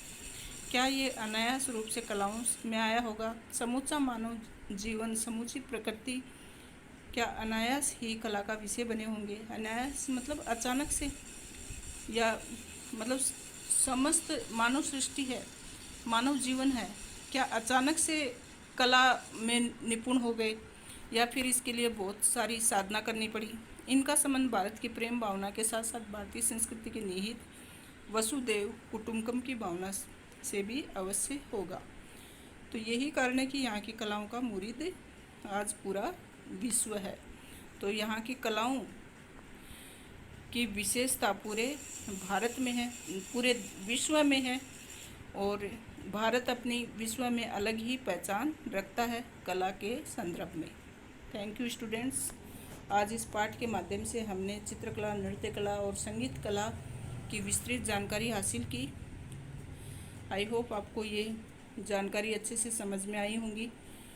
फिर भी आप एक दो बार वीडियो को ज़रूर सुनें ताकि अच्छे से सभी समुदायों से, सभी राज्य से अलग अलग जो हमें विशेषताएं देखने को मिलती हैं चित्रकला, नृत्य कला के संदर्भ में, वो सब हम अच्छे से जान सकें। इसी के साथ आज का वीडियो ख़त्म होता है। धन्यवाद। Thank you so much.